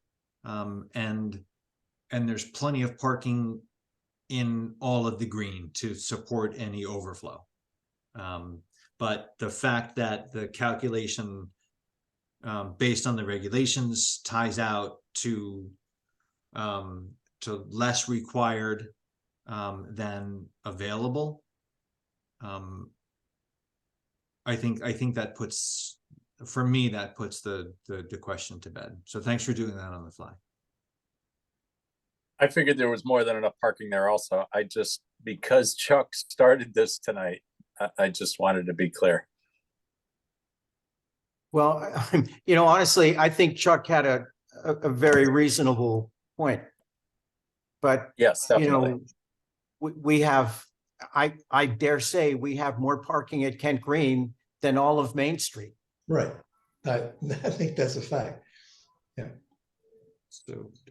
So hearing all that in mind, I'll make a motion to approve application 6B.3, approve 6B.3 application 11823C Kent Green LLC, 14 Kent Green Boulevard, block 19, map 19, block 42, lot 8. Additional unit change of use to bakery and retail as presented. Wes, before we get a second to that, can I ask you to add to that motion the approval of the requested waivers? Oh, that would be good, wouldn't it? Yes.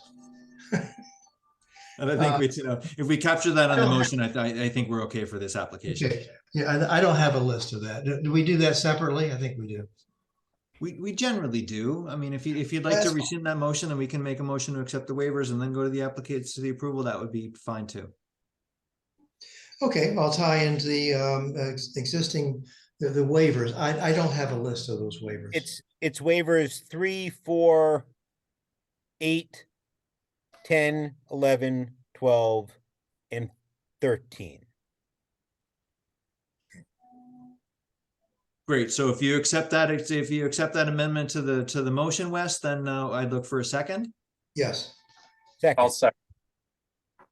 All right, great. I'm going to let Chris handle that, Adam, so that he gets used to it.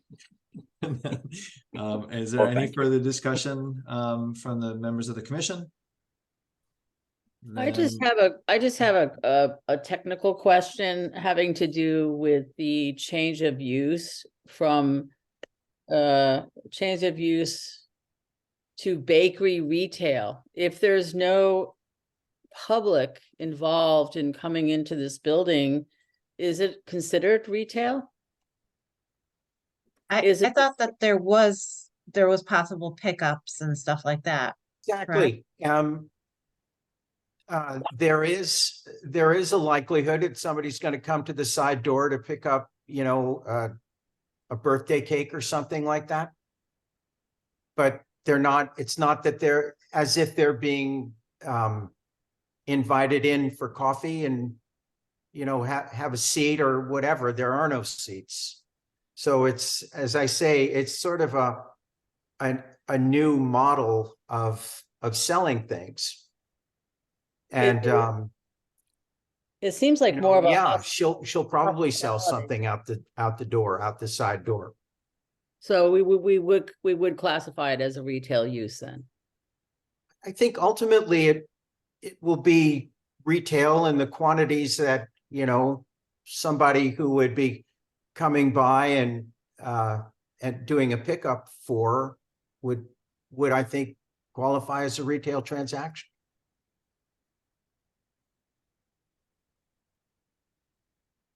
Thanks. And, Karen, I say that's a reasonable question, right? Because that's we would expect that a cordoned off section for a transaction window out that door would be something that we would want John to come back to us with, and we wouldn't want it's new striping that's for a pedestrian walk up to the door. For a line, like Krispy Kreme, right? Yeah.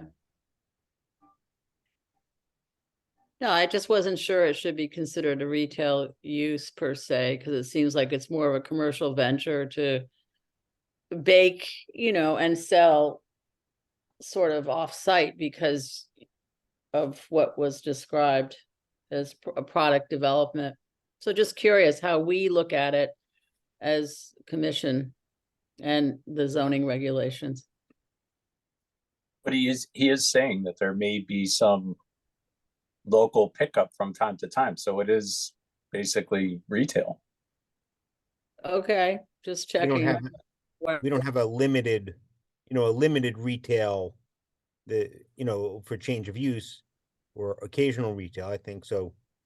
So I think you're right, Karen. I think it's mostly a commercial venture, without retail. But what John is saying is that there may be some, even if it's minimal, some pickup of product right there, by individuals as opposed to UPS or whatever. So therefore it's limited retail, which is just retail.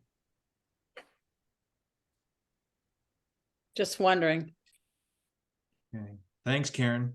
How do you any- categorize catering?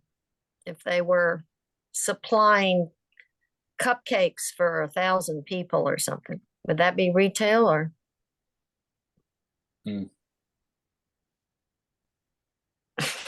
I wouldn't call that retail. No, But I think the point is that there's this component that's going to be maybe not wholesale, but just that, producing 1,000 cupcakes and bringing them out to the truck and delivering them, or bringing them out to somebody's truck who's coming to pick them up. Yeah, so I think I think that John is leaving his options, or the bakery itself is leaving its options open. Open, yeah. I think that's a fair way to put it. Yeah. Yeah. Everybody's still, well, if there are no more comments or questions or concerns, then I'd call that vote. And all those in favor, so signify by raising your hand and or saying aye.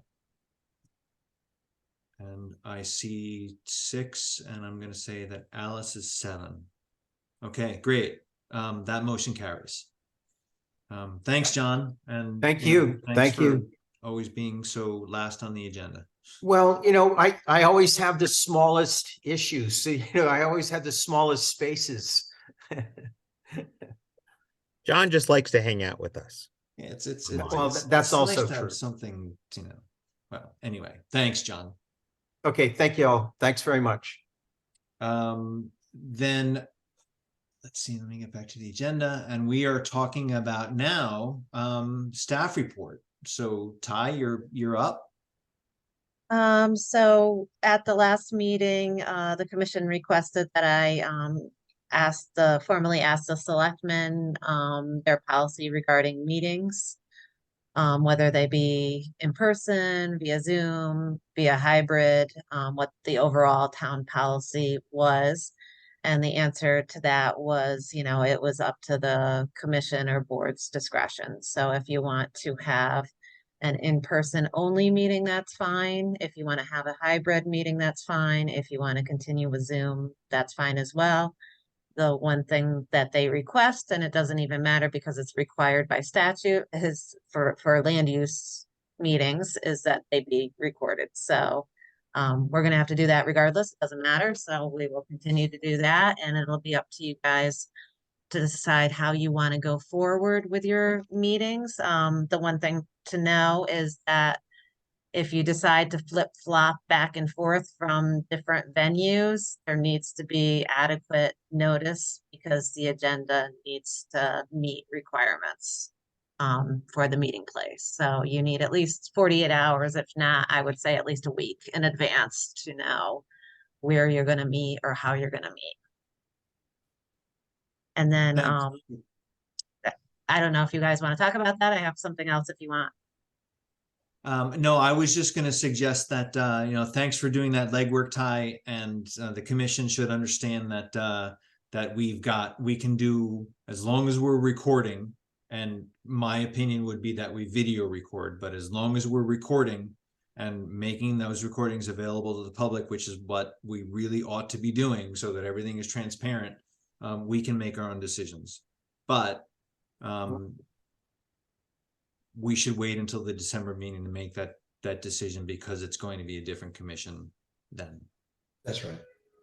And on that topic, just kind of as a heads up, at the December meeting, you will be electing officials. So, kind of get that in your mind as to who the new officials will be.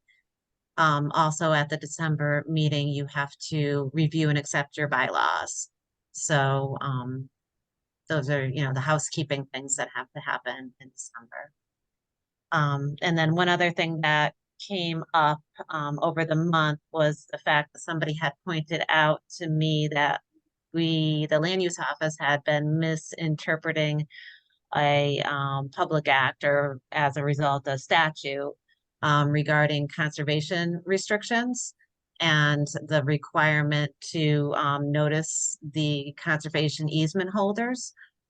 So I did reach out to Mike to make sure that I understood what was required, and he agreed that it had been misinterpreted. I guess somewhere along the way, Public Act 05-124 turned into 10-85 and changed a little bit. So that requirement that the office has been upholding, it's on our application.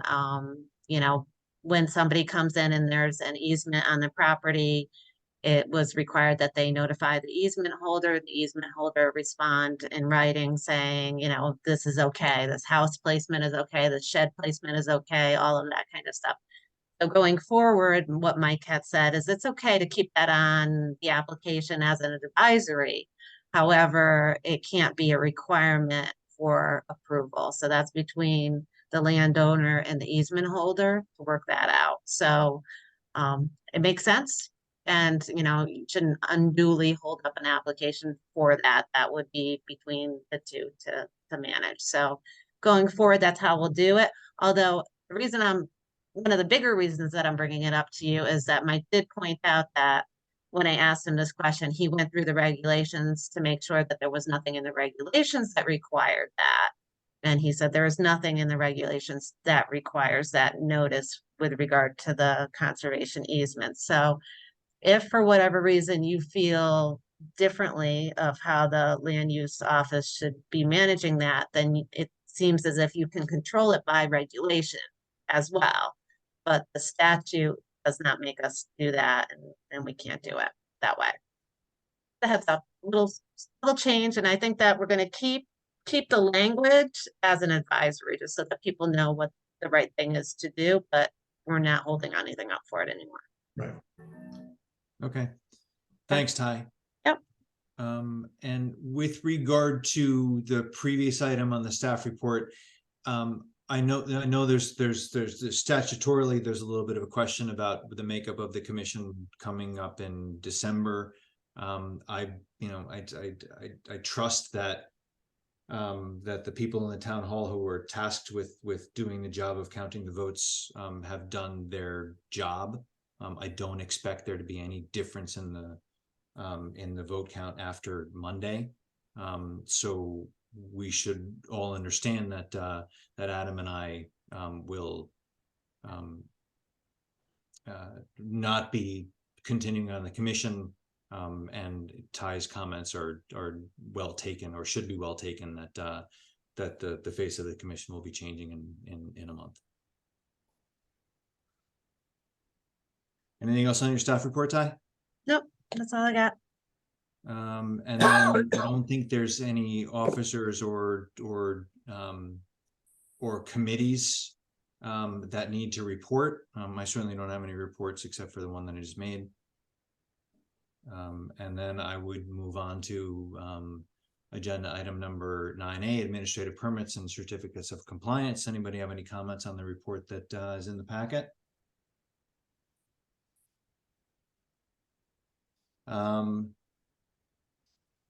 Then hearing none, I'll move on to agenda item 9B, which is Club Getaway.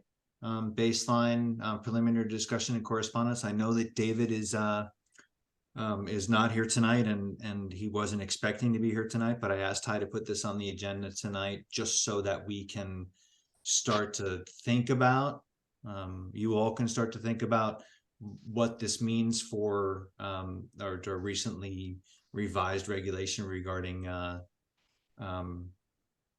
camps, and wonder if you'd like to go through what David has provided as his baseline of operations.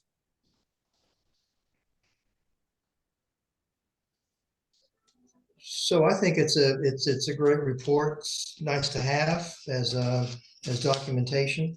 It seems pretty thorough to me.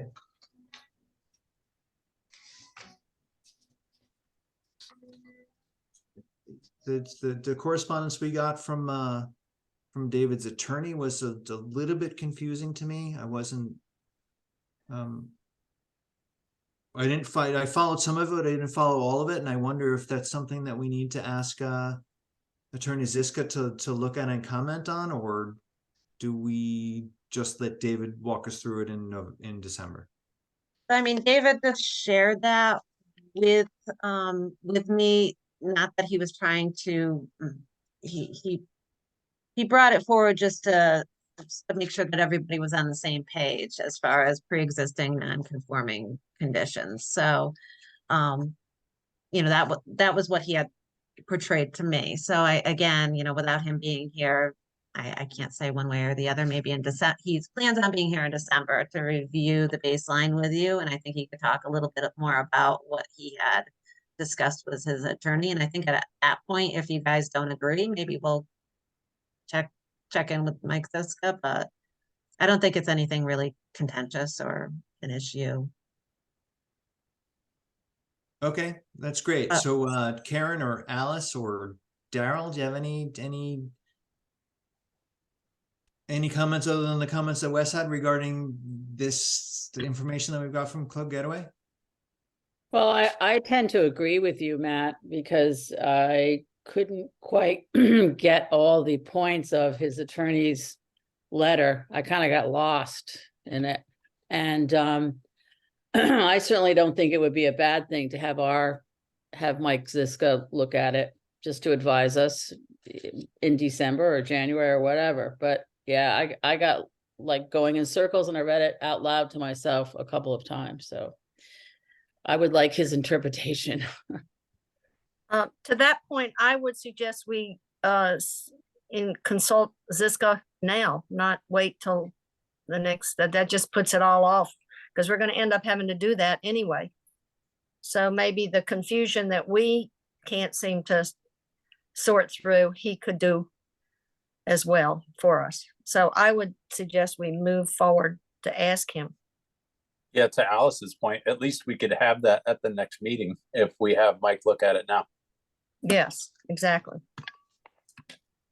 And I would just say, I think in general, if we get a letter from an applicant's attorney, especially one like this one that seems confusing at least, that it's from an attorney, so we should have our attorney Exactly.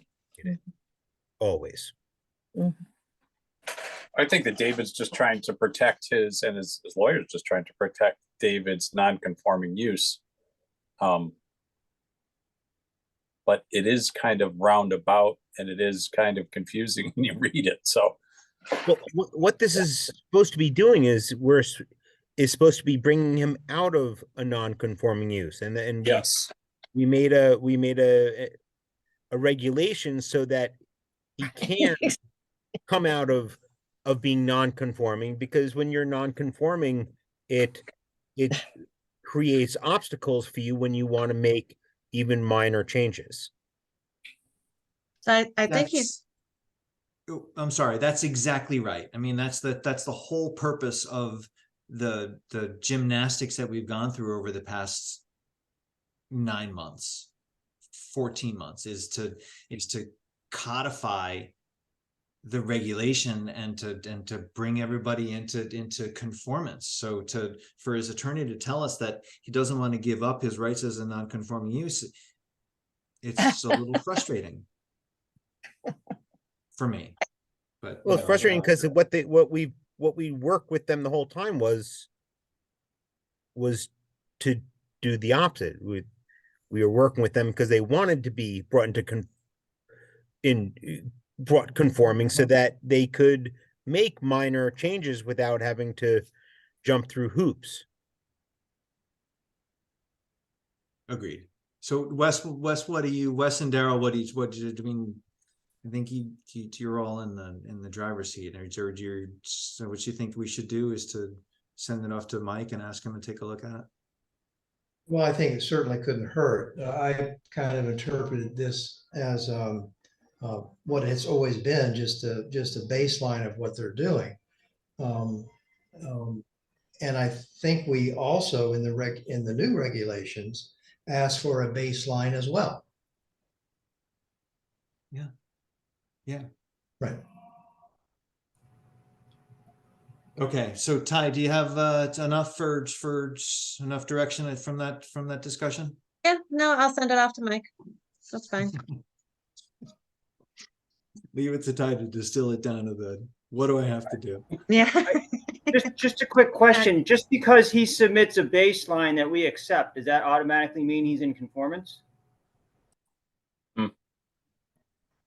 You know, we kind of went back and forth a little bit. We were kind of scared to create kind of a permitted use for this, and we were almost took a step back and saying we were happier with a baseline and keeping it existing non-conforming. So I've always had a question as to, and I'm sure David does too, if he becomes conforming, you know, is he risking giving up all the things that are kind of messy to encapsulate, you know, because we didn't want this permitted use to escape into other areas. Well, what I think, Daryl, is that this baseline of operations does bring him into conformity. So if we accept this baseline, then that baseline becomes what he's allowed to do.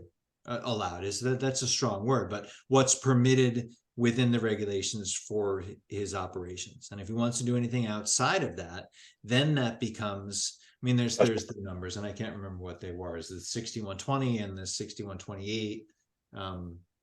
But you know, that's one is what becomes his baseline that is permitted as a use on that property, and then anything else becomes a conditional use that he wants to do, and then after a while that conditional use can become a baseline permitted use depending on whether it's worked out or it hasn't worked out. honestly, that make sense? I would be incredibly upset if he tried to stay non-conforming. I mean, we went through hours and hours and we created a whole new regulation, which opened up possibilities throughout the rural zone, all to bring him in to conformity to make it easier for him to move forward. Because if he just wanted to continue with what he was doing and not make a change, then we didn't have to do that and he didn't have to do it. And, you know, so I won't be on the commission, but I would be furious. I just too much time, too many hours spent to create something for him that has impact throughout the entire rural zone. So he needs to come into conformity as far as I'm concerned. Well, for us, I mean, it wasn't we produced the regulation mostly for us to make sure that the land use regulations matched what this commission and the community as a whole through the POCD envisioned for the community as a whole.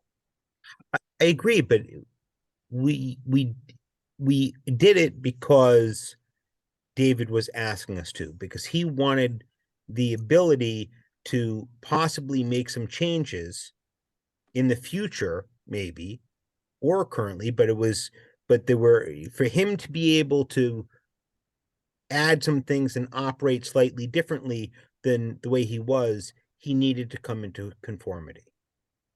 Because we couldn't move forward to allow anything else because of the nonconformity. Right. This started with him, not with us.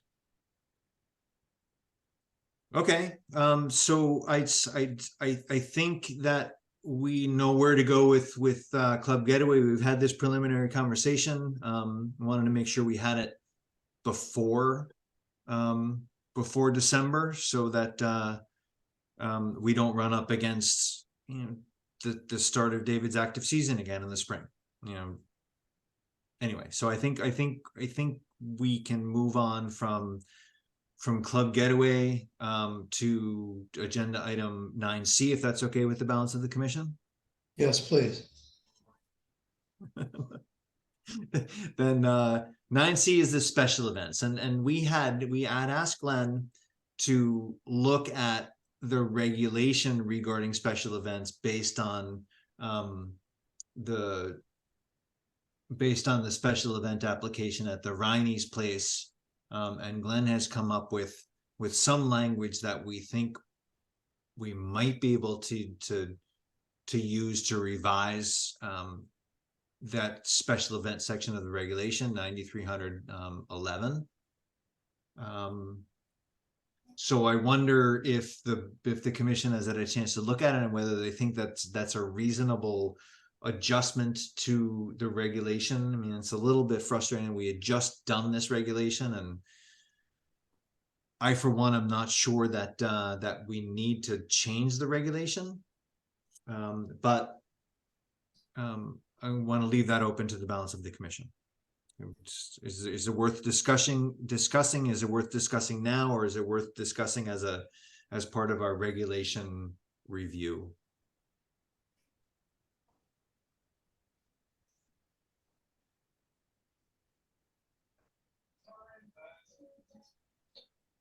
You mean the regulation review in general of all regulations? Or when you say regulation review? Well, we've been going through, you know, which we finalized the plan of conservation and development 18 months ago or so, and we out of that fell certain topics within the regulations that we wanted to review. One of those things was these special events, and we had gone through those special event regulations and changed the special event regulation and gone through the public hearing process and changed the regulation. So that regulation is now changed. And it's accepted. I mean, it's now part of the regulations. That's exactly right. So the question, Wes, to answer your question directly is, do we need to go back based on the conversation that we had a month and a half ago regarding the Rhineys and their use of the special event regulation? Do we need to modify that at all, or can we leave the regulation as it stands and just try to ask the questions that we're asking in Glenn's revisions as part of the existing regulations? Do we have to change it, or can we leave it as it is really the basic question. It's hard for me to, and maybe this is for everyone else to answer that question, Matt, without, we're looking at this specific change, but without looking at the rest of the regulation where this falls into. It's just so hard to to make that decision. And we worked hard on those regulations, and so now we're making a change to something that we really just reviewed and made. Hi, do you believe that the changes that Glenn is suggesting to the regulation will make your job easier? And does it give you some relief, a relief valve? I think that it addresses the outcry of the public with regard to the recent event and their thoughts with regard to it being a commercial venue or venture. Basically how that whole thing landed was the fact that they were permitted to have an event, whether it be commercial or not, it didn't matter, they didn't have to really justify one event per year, whether it's actually your daughter's wedding, or if it's a wedding that you're providing for somebody else and maybe getting paid for. So this kind of gives you criteria to So I think we're critique that. We're totally opening a can of worms here. And you bring up the Rhineys, but it applies to everyone in town too. So be very cautious about what you're doing here. So what if just as an example, I'm sorry, Darryl, go ahead. I agree with Wes, if I understand him. I think it's cleaner to leave it the way it was. This brings up details that we would probably use to evaluate a condition, but where it asks us to evaluate the commercial aspect or the involvement of any third party, it doesn't tell us whether we allow it or disallow it. And I think we came to the conclusion that we want it to be one event and we don't necessarily have to analyze it. This tells us that we have to, but it doesn't say whether we allow it or not allow it. So for one event, we might evaluate it and say there's a commercial aspect and we won't grant it. But for another one, we might. Right. That's a can of worms. Yeah, what I was starting to say is that if I'd had a political rally, right, and I'd had Ivanka here, or if I had Hunter here, and does that matter whether I'm having a political rally for somebody and there's donations being made? That becomes a commercial event. Maybe it becomes a commercial event. And does this commission care if I'm having those people over and charging $1 million a plate for 4 people or for 100 people? I tend to agree with Wes and Darryl that we spent a lot of time on the regulation, and the way it's written allows us the flexibility that we want.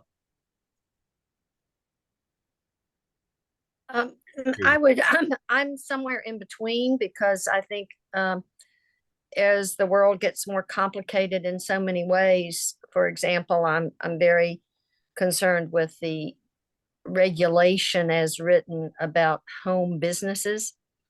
As the world has moved so digitally, do we really have a good grasp of what a home business is?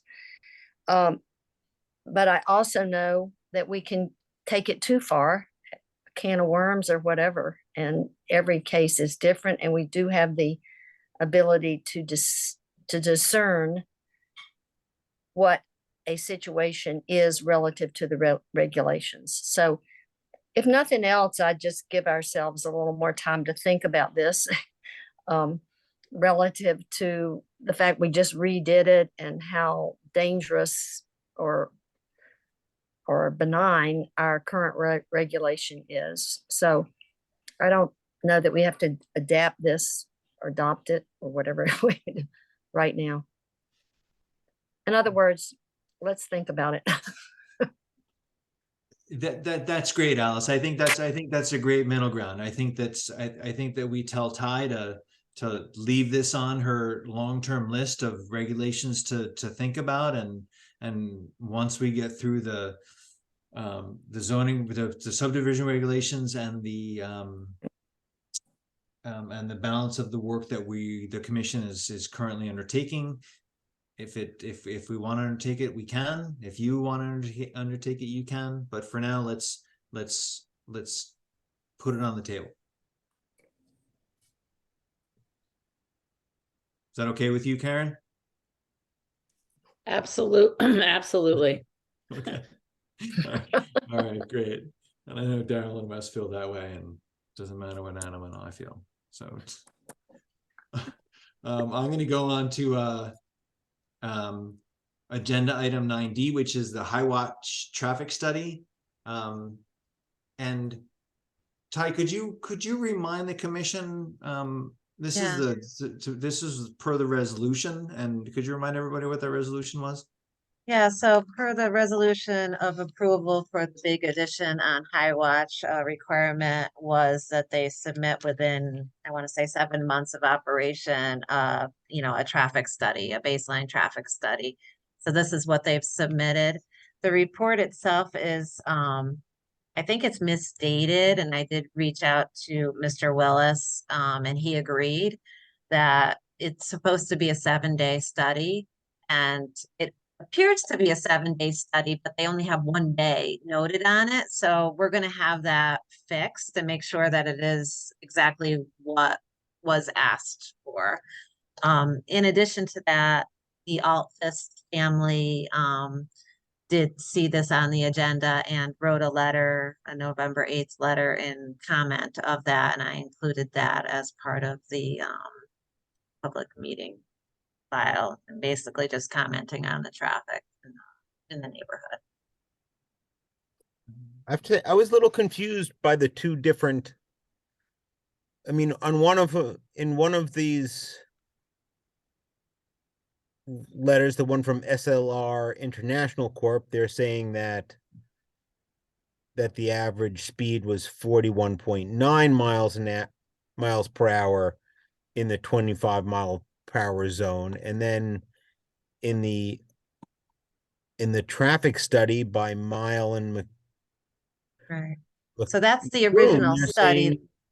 Oh, okay. That's that's the June 13th, 2018 study that came with the application. So I stuck that in there for your reference to understand what they had anticipated and what they had promised you and told you. And then this was the results of, after, they got into operation. So that was what I thought your intent was when you asked for that study. So I was trying to provide you with all the information.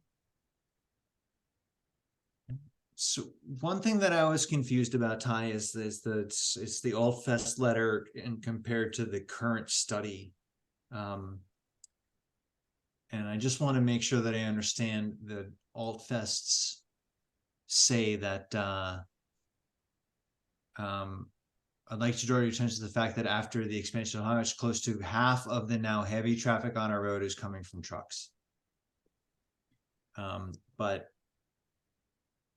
unless I'm reading it wrong, the SLR report from October 12, 2023 doesn't seem to support that. I think that they're saying their observation. I mean, I'm just guessing that's their observations because they live there. The trucks are what they see. Okay, but I'm looking at the daily total classes report, and the the percent of trucks, the total percent of trucks is 7. And in the morning it's 7 and 7, almost 8. And then in the afternoon it's 6.4. So 7.9, 6.4, and the average is 7.0. So that's my only comment. That I'm confused by the comment from them. And if you're saying that their comments are anecdotal versus I don't know for sure. That was my guess, was the, and I can reach out to them and ask for clarification if you'd like, but I think more or less, I think that they're just commenting that okay, they're not happy with the traffic. fine. Okay, so then I think that what we as a commission are doing is accepting this traffic study. I don't know that you need any action. I think it was just more of an FYI. You've gotten the report that you've asked for. Okay. You know. Daryl and Wes, do you both agree with that? I agree. Yep. Okay. Yep. Fine. Then I think that we can go on to agenda item 9E, which is the Casio newsletter. And are there any comments regarding anything in the Connecticut Federation of Planning and Zoning Agencies newsletter? I tell you what, I think this newsletter is really great. I mean, this newsletter, it gives us information about what we think we need, right? It's like getting the the morning 1440 report or the AP, letting you know what's up. Totally, I agree. All right. Any comments besides that? Those guys are doing a great job. All right, then I will move on to this agenda item that we added, which is 9F, and I thank David and John and Barry for sticking it out. But this is hold on, let me get there. Adding to the agenda, the Kent Falls Brewing Company, the correspondence received November 8, 2023, and I think we just have the correspondence. Ty, is there anything you'd like to say before we ask? No, I think that, David at the last meeting said that he'd be coming forward with, some things that he wanted to discuss with the group. So this is it. Great. And that's what we asked him to do. And thanks you guys, you two people for being here. So David, you want to jump on or John or Barry, who's yeah, gonna talk? I'm currently fighting a losing battle with my camera, which does not want to turn on, but I am here. It's too much bandwidth over there. Well, it'll show me a preview, it just won't turn it on because, computers. All right, apologies. I can see myself, and I apologize you can't see me. So the letter really just tried to summarize, I think, a little bit of what we had talked about, and then you had asked us to come up with the specific requests and how we might best approach those. So I really called out that the brewery, there's a manufacturing aspect as a small craft brewery and the challenges that craft breweries face and how that's evolved over the years. When we came up with our original request, that was, I think, 7 years ago, almost 8 years ago, and obviously things have changed over time and our need to evolve as a business has changed. The part of the business that we're currently focused on growing is related to the whole tourism and visitation piece, which is called out in the POCD, as well as the work we try to do to support agriculture as agriculture adjacent and farm related activities. A big part of which is just is having visitors come to the farm, enjoying the beer on the property, and our hope is that we can improve the hospitality experience that our customers are expecting and do that within limits of intensification that feel appropriate for the property and the use that we've contemplated. So for 2024, there's really kind of in order The first request that we talked about was eliminating the restriction on just pouring tasting flights. As I mentioned, when we initially considered what this was going to be like, flights were pretty popular, and the expectation was we'd be doing flights and growlers. And what we found very quickly is that that's just not, it's not a easy thing to do from a business perspective, just given the scale. They're slow, they're long, and they're generally not what people are looking for. We have people come to the brewery, they want to relax and enjoy the property. A lot of families come, tourists who are looking for things to do. They want to see the brewery, and they want to enjoy the ambiance of the taste room and the property. So our hope is that we can remove that restriction and go back to normal pours, which is an important part of the business. There are a number of limitations to that intensification, which the commission has put in place, and we would obviously continue to be limited by, primarily the public hours. We're not looking to expand that. We don't think we would be looking to expand that anywhere in the near or distant future. Which is that 20 hours a week limitation. And then we have all the other restrictions from the state of Connecticut on how we serve. We have the commitment to serving beer that we produce. And then we have the parking limits, fire marshal limits, and the size of the parcel. So the additional traffic, we know what it's like because we were definitely doing it for a while. So we don't feel like it's a significant deviation or dramatic change in how the taste room is operated. So we're hoping that we can figure out how best to approach that. The second request that we get a ton of desire for is, people look for some sort of snack food on site.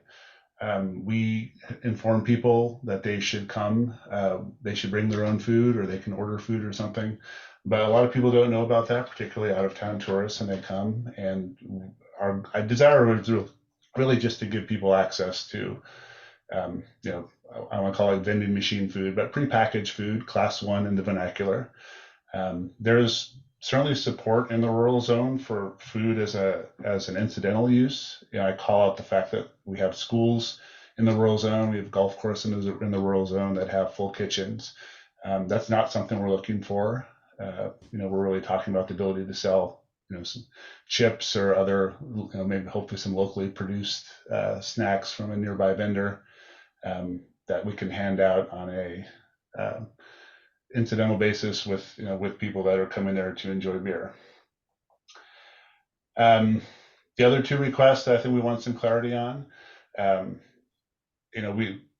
we have historically had one big event, which was the hop harvest, and we do plan on continuing that. The most recent decision from planning and zoning was that was considered an incidental use to the agricultural aspect. If the commission thought that we should come back and use our special permit request for that, we would certainly be willing to put that back in our approach. But for what we'll call smaller events on site, and we've hosted art show openings, we've had people want to do private tastings, we've had homebrew or educational classes. If an event is within the normal tasting room hours, within the occupancy limits that don't require any sort of special activity, we wanted some confirmation that we're not going to get called out for a cease and desist for hosting that sort of thing within the normal hours and size of the tasting room operation. And I think the final piece that we were looking for clarification on was with respect to the short-term rental of the farmhouse. There's a ton of short-term rentals in the town of Kent, and they seem to be, I would say they're passively permitted.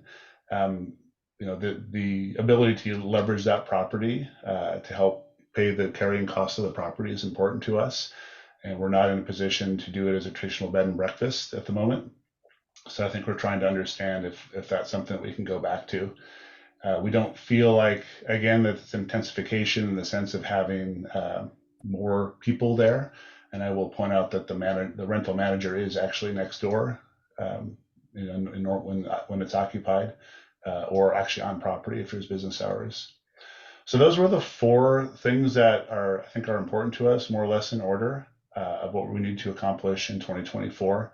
It's important that we are able to expand what we are doing with the brewery. It's as a business, these are the things that our customers have made it clear need to happen for us to continue to prosper.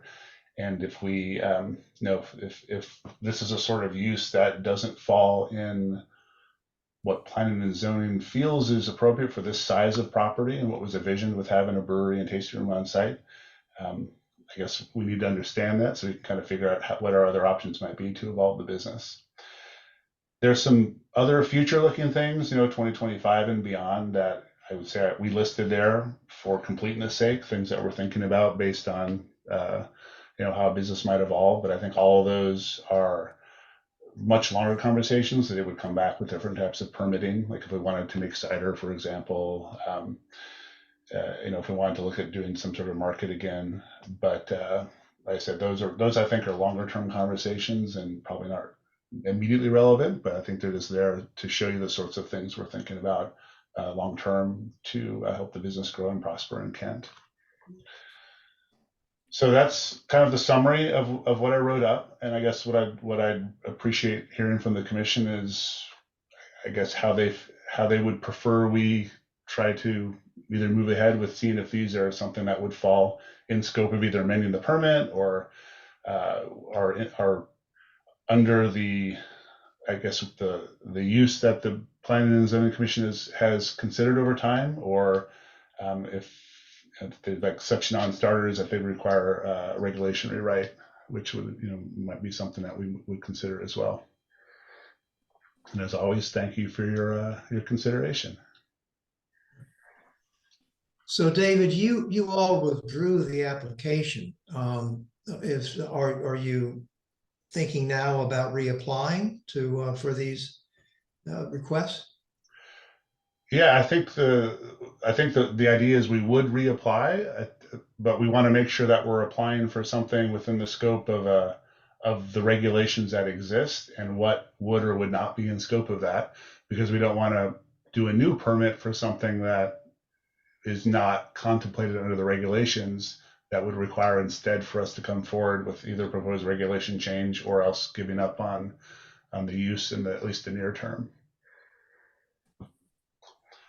I think it's pretty clear the first one is within the bounds of what the commission has envisioned, because I know we had talked about it, and it's certainly not, there's nothing specific in the regulation about managing the specifics of how we operate the business with respect to pours.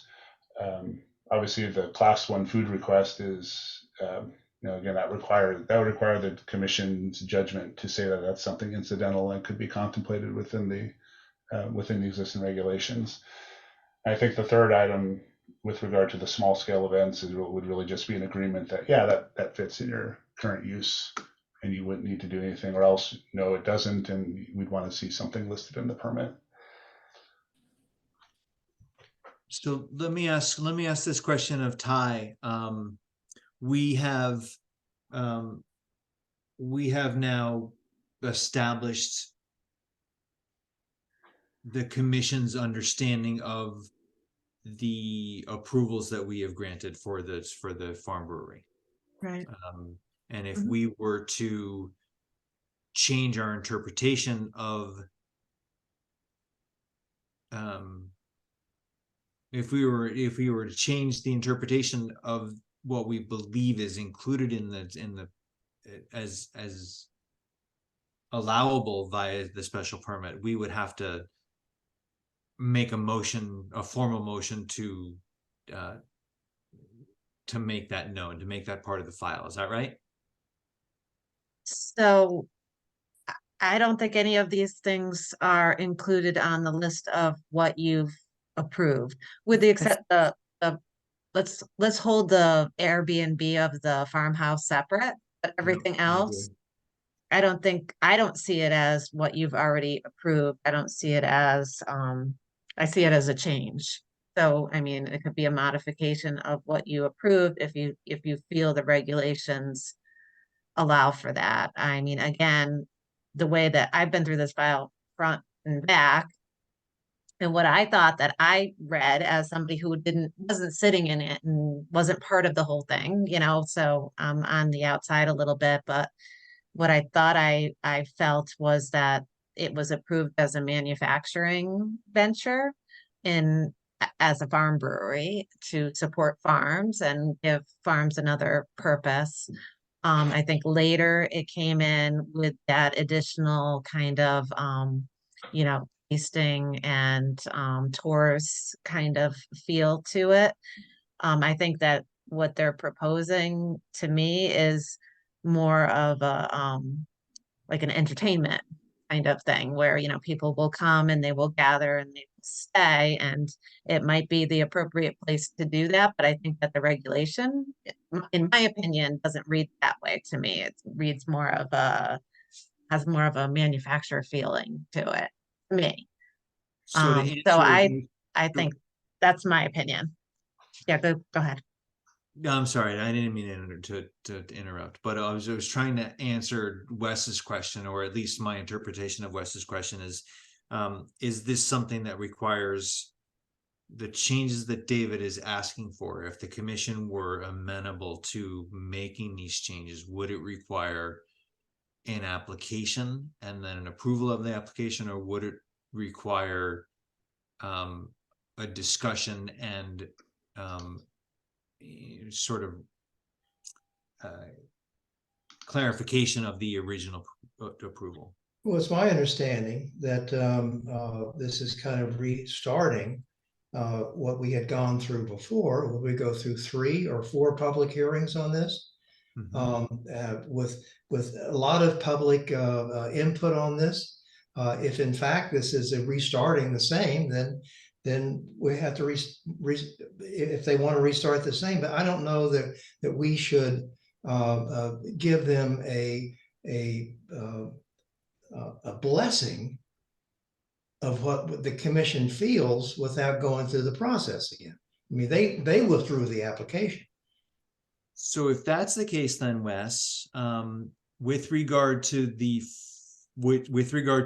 3 topics, the 3, I'll call them loose requests from the Kent Falls Brewery, not including the Airbnb, or not including the short-term rentals, which I think we should talk about. But do those 3 seem to the commission to fit within the current regulations, or do they seem to not fit within the current regulations and are going to require a regulation change? Well, I'm assuming that what they're talking about is basically what they had talked about before. And Ty has given her opinion that she didn't feel that they were within our current approvals.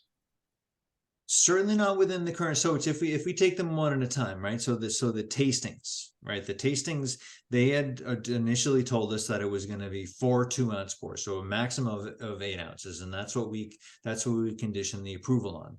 If they came to us with an application that said that they wanted to have full pours without regard for how many of those full pours they pulled, is that something that the commission would consider to be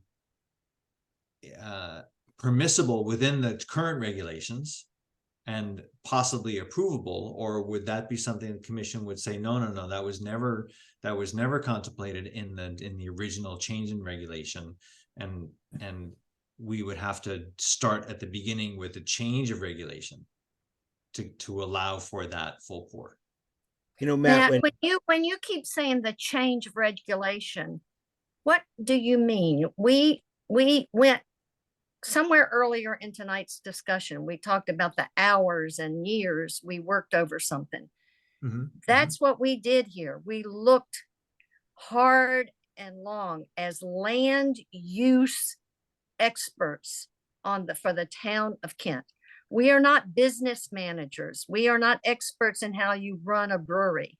We're talking about how agricultural land in the rural district can be developed in today's age where farming has changed. That was what drove us for hours and years to come up with this decision. To suddenly be talking about whether selling a can of beer fits a tasting is ridiculous. That's a business decision. That's not the decision of the use of the land. And that's what our job is. And I'm sorry, but I just have to get this out, that we have to remember, we don't want to destroy anybody. We thought we were helping something. The use of agricultural land in our regulation, and to start picking apart our regulation over the size of a drink is just off base. And so that's that would, you're absolutely right, Alice. That would be the next step in this. So first off, we decide whether what the brewery is asking for now fits within the regulation. And It if we does not. decide It does okay. not. All right. So we decide that it doesn't fit within the regulation. Then we decide that in order to approve this, it requires a change of the regulation itself. So Yes. that's the next question. So the first one is a no, and the next one is a yes. It requires then the third question, and the most important question at the end is the commission willing, or does it have the appetite to, does it think it's appropriate to go down the road of changing the regulation to allow this thing that isn't allowed by the regulation now? And that's what we did 5 years ago or 7 years ago, whenever it was. We said, farm brewery, it doesn't exist. The Kent Falls Brewery came to us and said, we want to do this, and how can we do it? And we crafted this regulation that allowed them to do it with within these parameters. So those are the questions. So Matt, when we went through creating this regulation from the very beginning and then modifying it, we did so with a lot of consideration, with a lot of discussion, with thinking about how allowing a tasting room was going to affect the neighbors with the neighborhood. Did it work? Did it affect other people? This was a commercial venture in a rural zone. It was initially just a brewery. It worked because they were growing product on the property and making it into a product which fit within our definitions of agriculture. And then it started changing.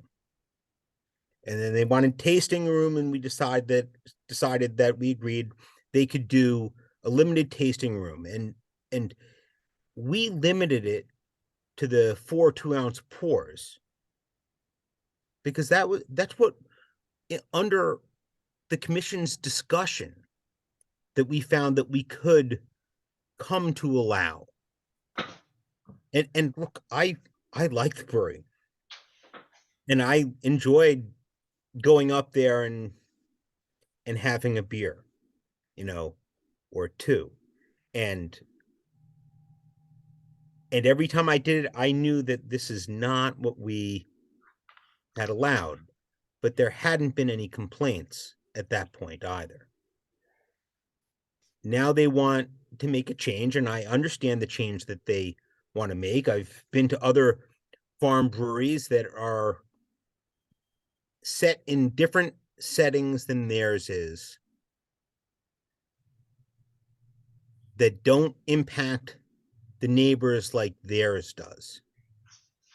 And one of the neighbors, what they said to me was, when is it that we get to stop being on defense and worried about the next thing that the commission is going to allow them to do?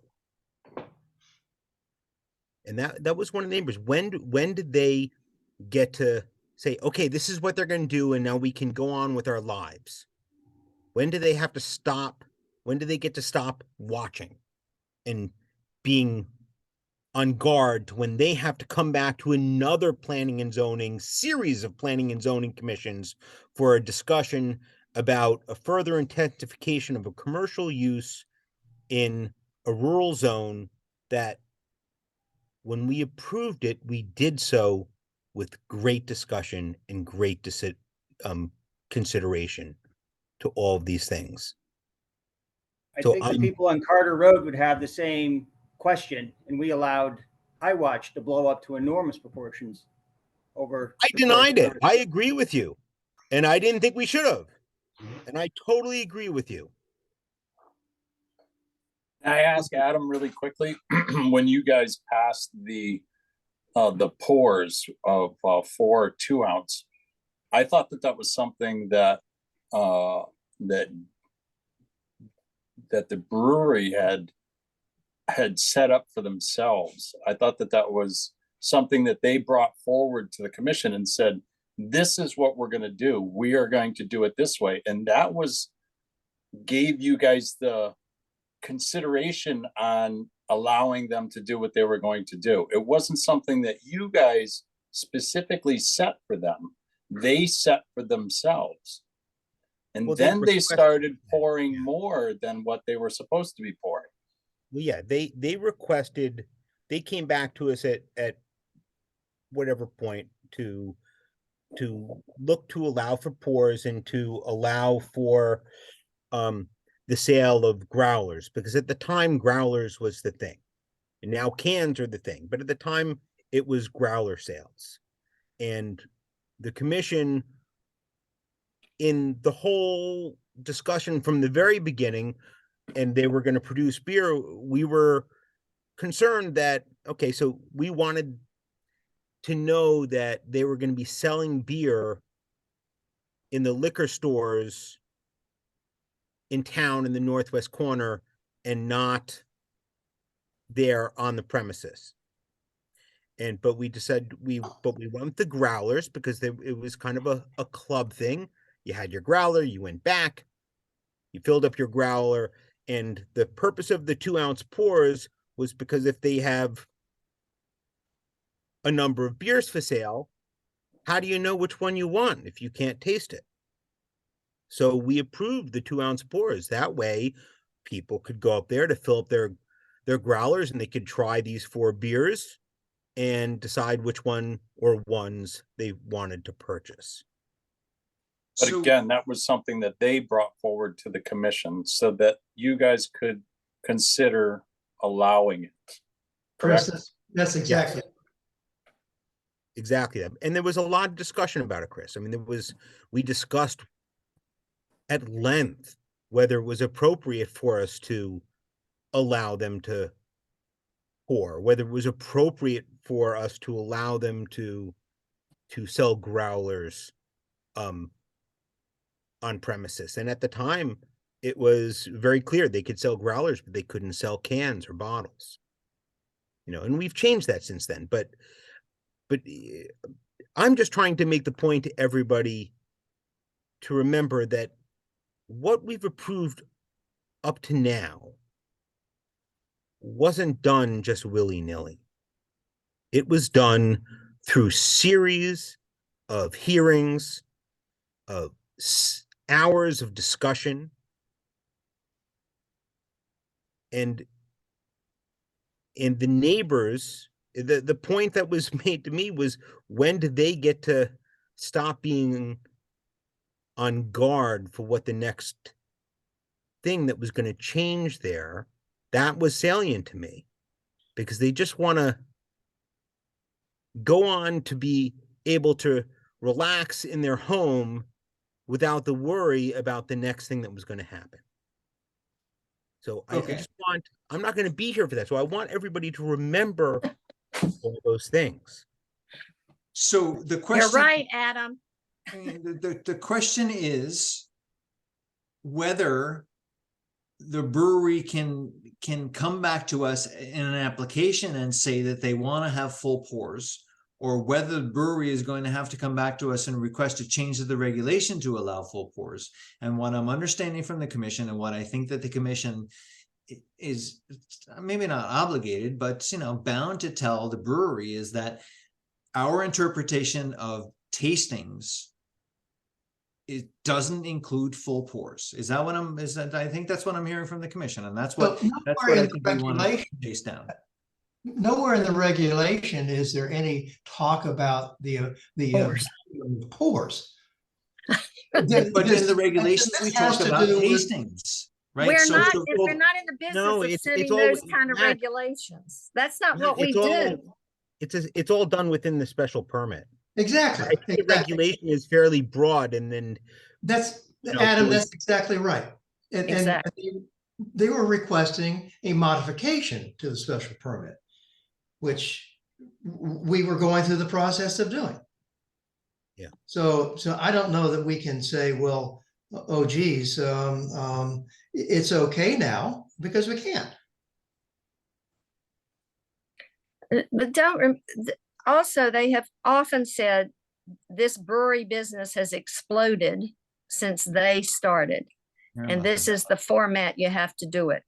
But most of the commercial transactions of these, and I've asked for this data, the selling of this stuff happens in a commercial district. It does not happen where the beer is brewed. I could be corrected. Maybe they'll correct me, but I think they've said that multiple times because I've asked for this data. Okay. Hold on. Our regulations say in 3234-6 that tours and tasting rooms may be allowed specifically, is specifically approved by the commission. So that's what we're talking about. We're not talking about whether they are permitted, they may be permitted. Oh, they are what does permitted. that mean? Yeah. What does it mean? Does it mean 2 ounce pours? Does it mean full pours? We as a commission have determined that it means 2 ounce pours because that's what the brewery asked us to do. That's correct, the commission because they believe- asked you and they specifically gave you the 2 ounce pour. That doesn't matter, Chris. What matters is how we interpret the regulation. They said they want 2 ounce pours. Now they're coming back to us and saying that they want 8 ounce pours. Is the commission willing to say an 8 ounce pour is allowable as a tasting room serving? And if the commission says no, then that's fine. Then that's what but that's the conclusion that the commission needs to come to. Whether 2 ounce pours is all we want, doesn't matter whether that's what they said they wanted or not. But are 2 ounce pours allowable and 8 ounce pours not allowable, or are 6 ounce pours allowable, or what is it that we can allow? So what's my the question number to that of would that be regulation? 3234-6D. My question quick to that, Matt, would be, it's a special permit, correct? Correct. So in order for you guys to make a determination on giving them or granting them the special permit, they gave you a list of things that they were going to do there. And that was part of the determination. It absolutely was. And you're absolutely right, Chris. But the question is now, is the 2 ounce versus the 8 ounce determinate per our regulations? Can they come back to us? Can they come back to us with a request to change the 2 ounces to the 8 ounces within the regulations?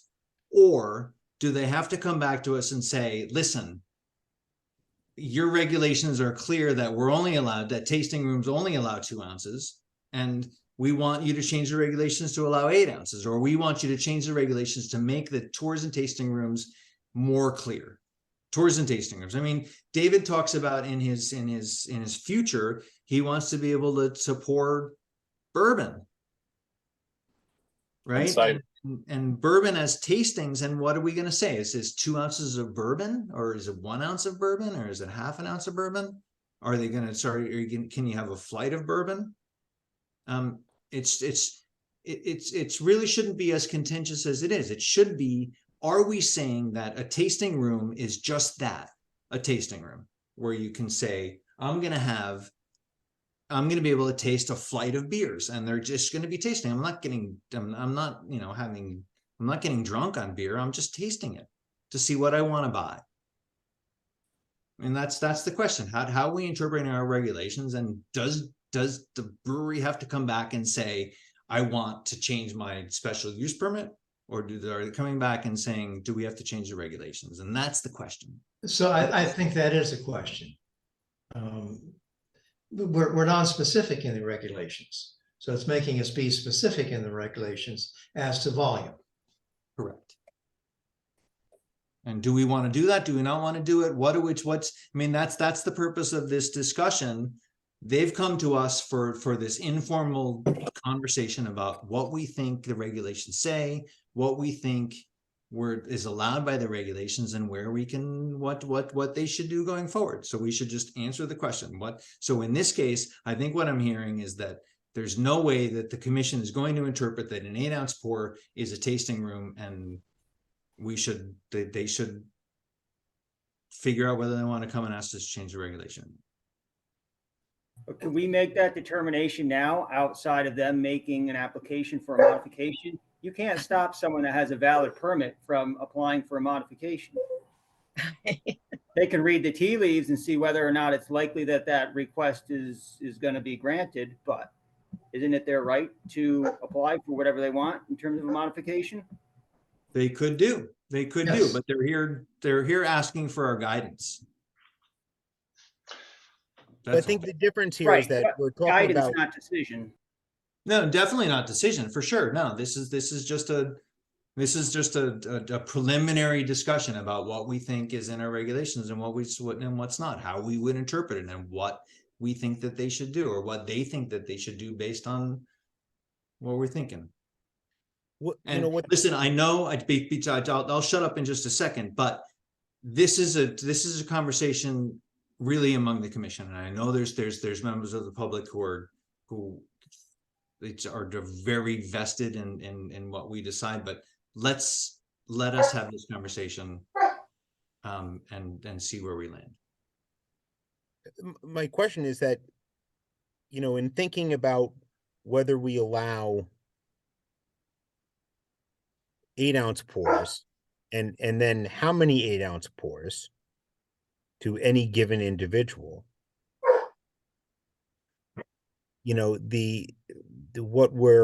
by doing that and having that conversation, the real question is, are we looking to allow a bar to have a bar in the rural zone?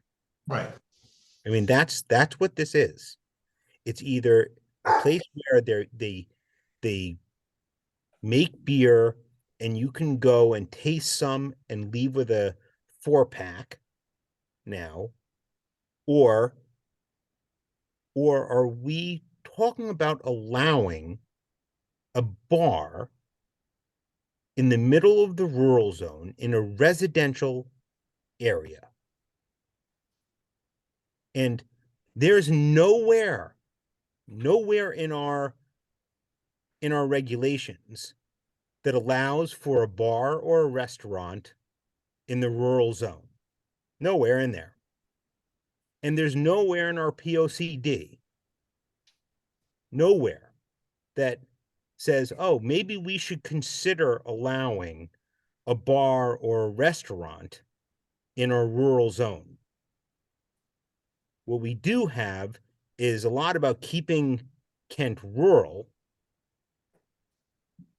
and keeping the beauty of it there, and allowing commercial a further intensification of a commercial use in the rural zone doesn't fit in the POCD and doesn't fit in our regulations.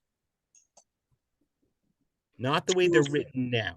If I could put a cap on this first item on the brewery's wish list and say that the interpretation of the commission is that full pours would not be allowed per our current regulations. Is that fair to say? I think that's fair to say. 32, 34. Okay. So, and I'm just, this is a preliminary conversation with the brewery, and they've got 4 specific requests for what they want now. And that's the first one is normal pours is what they call them. And what I'm understanding the commission to be saying is that per, our or position continues to be, the position of the commission continues to be that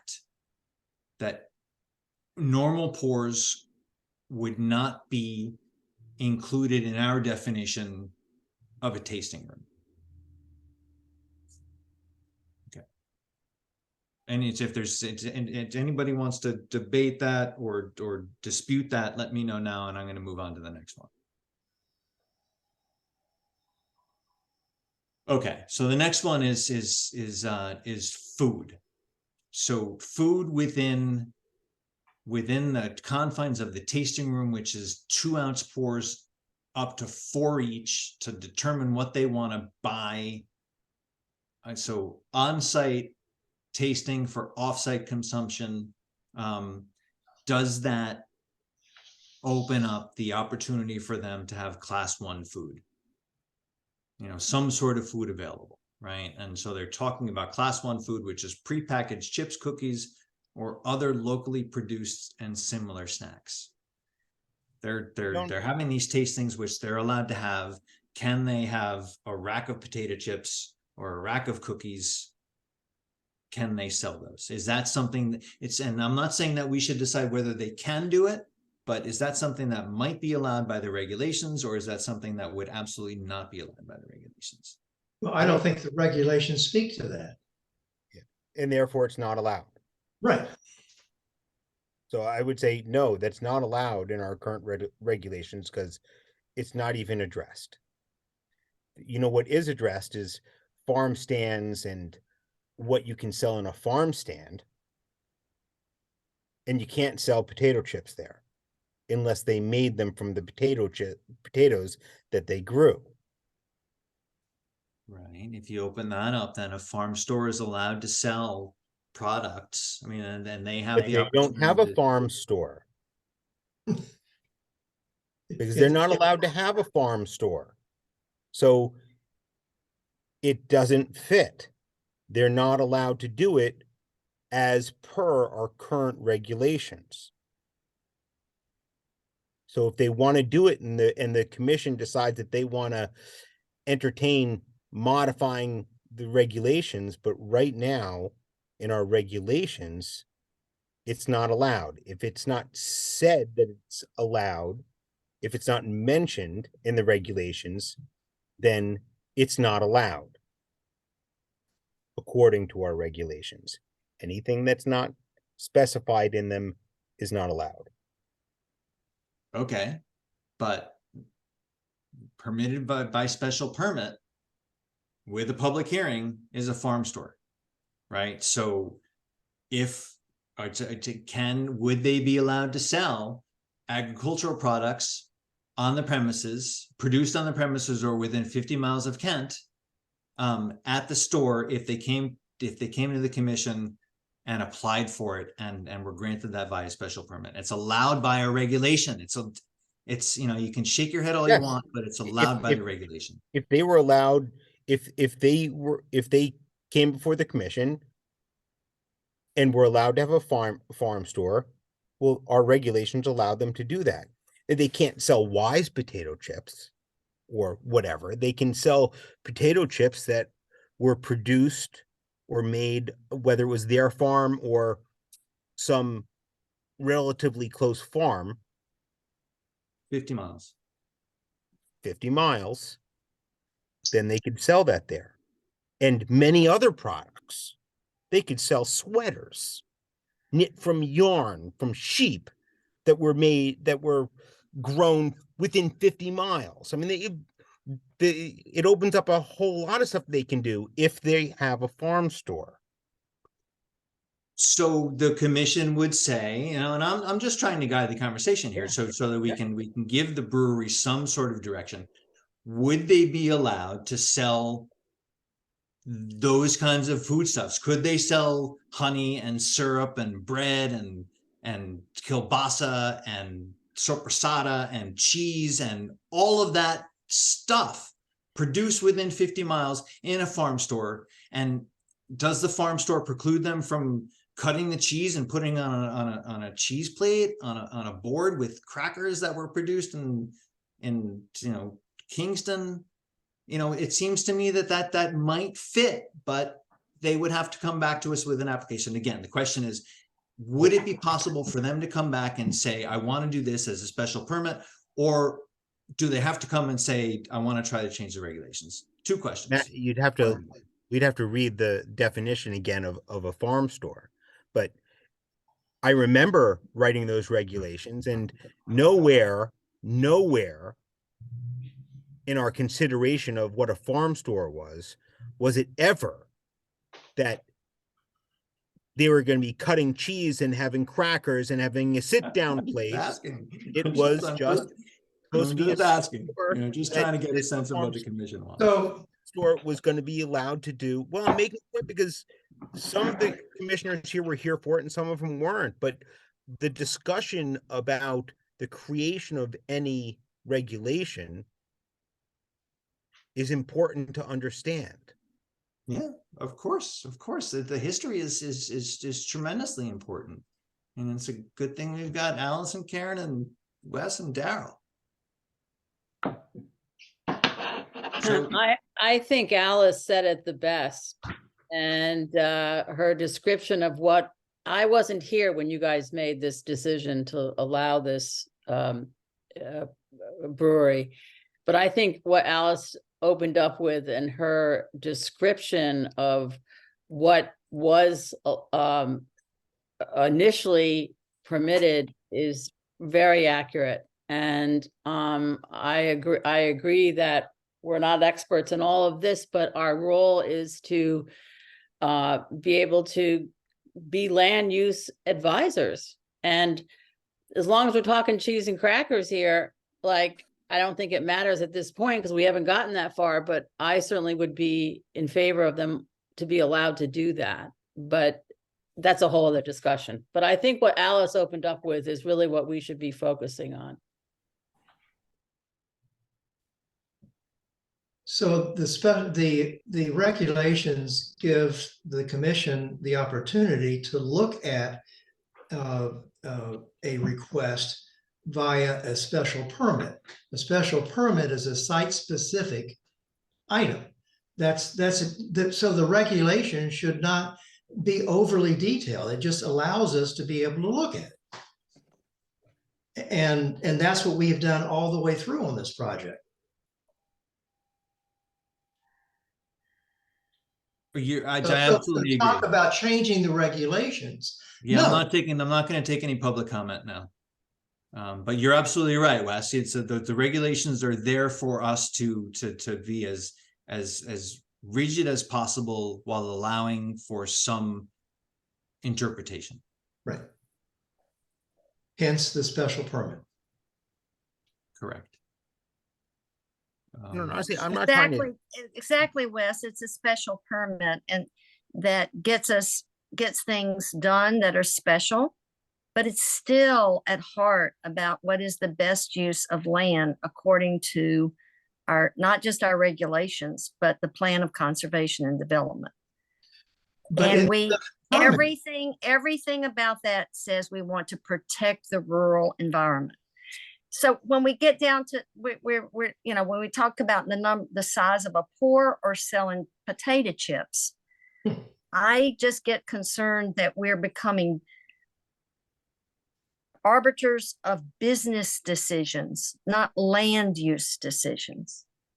And we have to be very careful about that.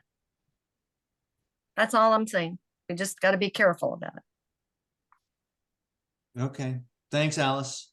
The third request is is confirmation that events which are hosted at the brewery during these normal tasting hours, including a local art show, openings, curated private tastings, homebrew classes.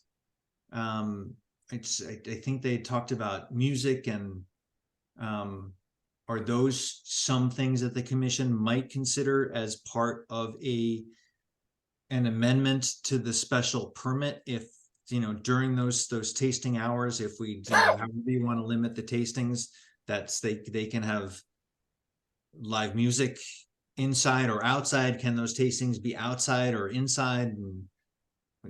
what's the commission's feeling on the direction that you want to give the brewery in terms of how they should move forward?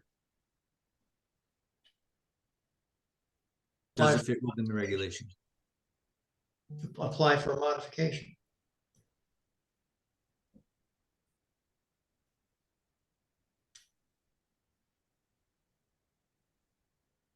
Does everybody else think that's right? I tend to think that's right. That's, you know, that we had an application in front of us and we were getting ready to vote on that application and it was withdrawn.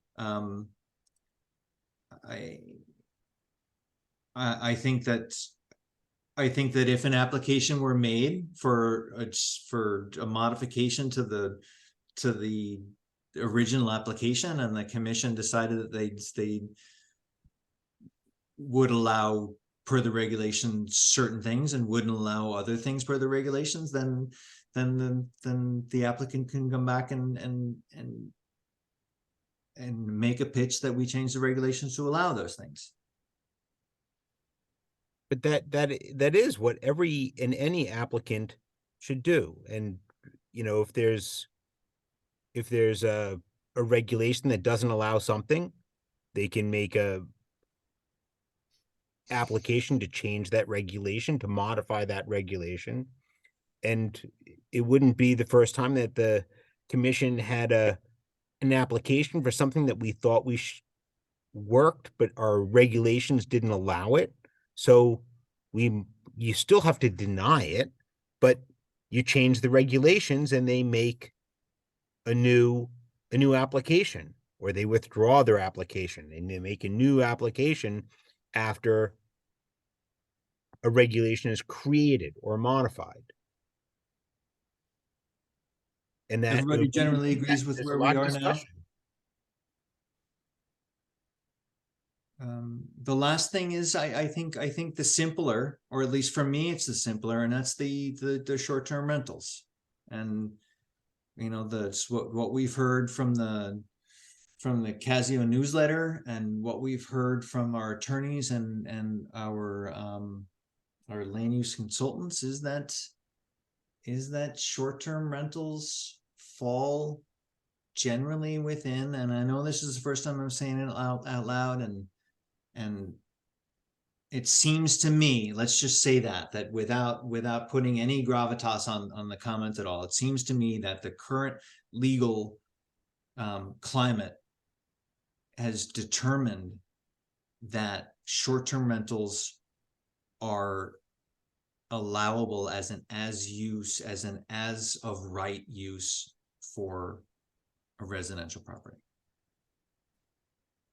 As long as they're used as like if it's a single family, it's a rental to a family or single family. If they're used in a way that's like for a bachelor party or that kind of thing, if it's a residential, what the case law said was if it's a residential use or residential structure, then the rental of it, whether it's long-term or short-term, should be the same.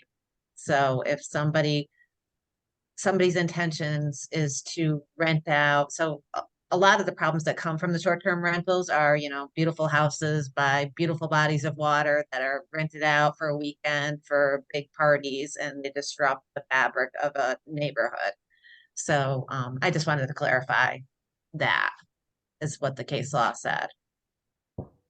You know, when Airbnbs first started becoming a big thing, Cornwall was making some rules about it. We discussed it and we made a clear decision, this commission, that we were not going to get involved in Airbnb and we were going to let people Airbnb as they wanted to.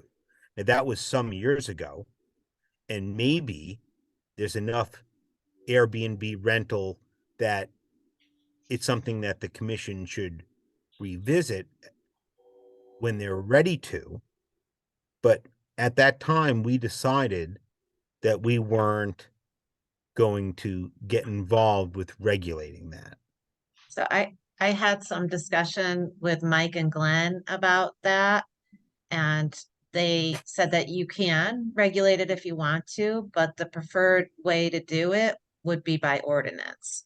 So if you choose to regulate it through zoning, you're going to be dealing with pre-existing non-conforming conditions. And there's no way to figure out who has been Airbnb-ing or VRBOing or, on their own. So you'd have all of that you're dealing with. And then also just enforcement beyond belief, Right. trying to, whereas if it came from an ordinance perspective, all of that would be cut out of it. But you can do it either way, but just, that was the advice from our professionals.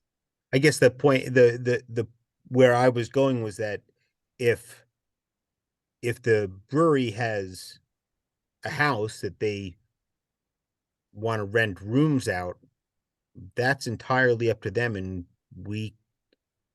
once it's not a bed and breakfast, they designated a bed and breakfast. So they have to change that. Once they change that, then I don't think that we can really stop them from So renting rooms out by Airbnb. So my question with that is that do they have to change it because a single family use isn't as of right use in the rural area? You don't have to ask for permission for that. So that that's something that I've just kind of been thinking about, if you're a bed and breakfast, and you've been designated a bed and breakfast and you don't abandon your use that you've been given by special permit as a bed and breakfast, that's, you'll continue to have that option, but do you really is it possible to force somebody to change to a single family when that's as of right? I don't think you need to, I don't think that there's any forcing required, right? Right now it's a bed and breakfast, and they've told us that they're not using it as a bed and breakfast, but it doesn't matter to us because they haven't changed the use. So if they change the use, so a bed and breakfast, they might be able to, they can probably rent it out because the use is a bed and breakfast. They could rent it out not as a single family use, right? So their ability to work within the law might be more flexible for them because the use is a bed and breakfast, right? Because they don't have to they don't have to chase the I'm sorry, hold on. I don't think you're wrong, Ty. But the question that I have is then why do we even have a bed and breakfast regulation anymore? That's an excellent question. I agree.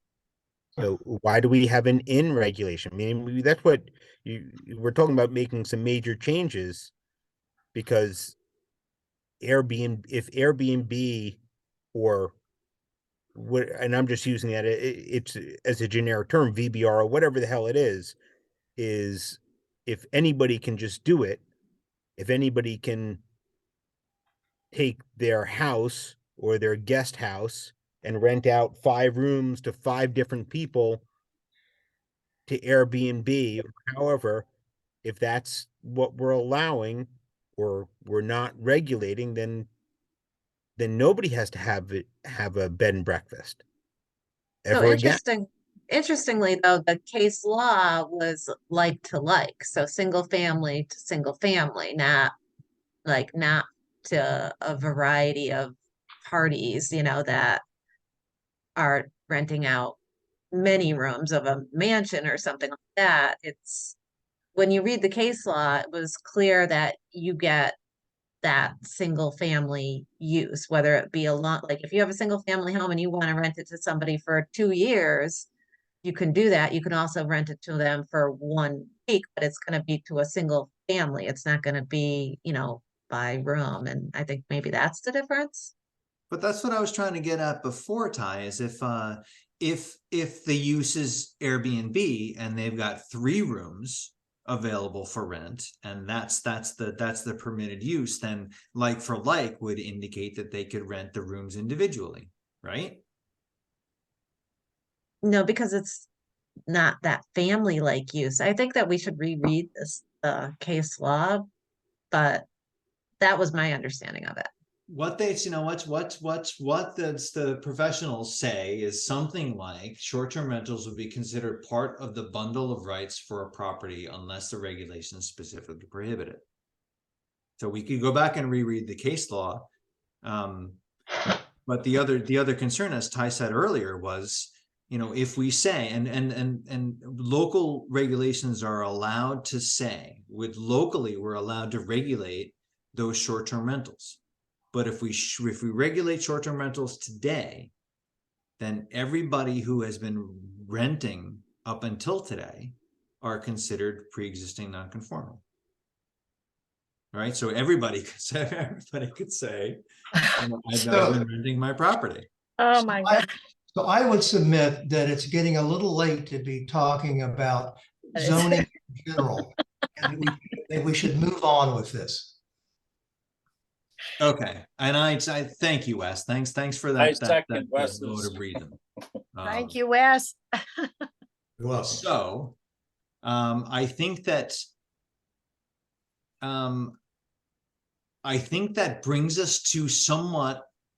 I mean, we haven't talked about the future ideals of the Kent Falls Brewery, but I think that the conversations tonight have given Kent Falls Brewery a flavor of what the commission thinks and how the commission is leaning towards their potential next steps.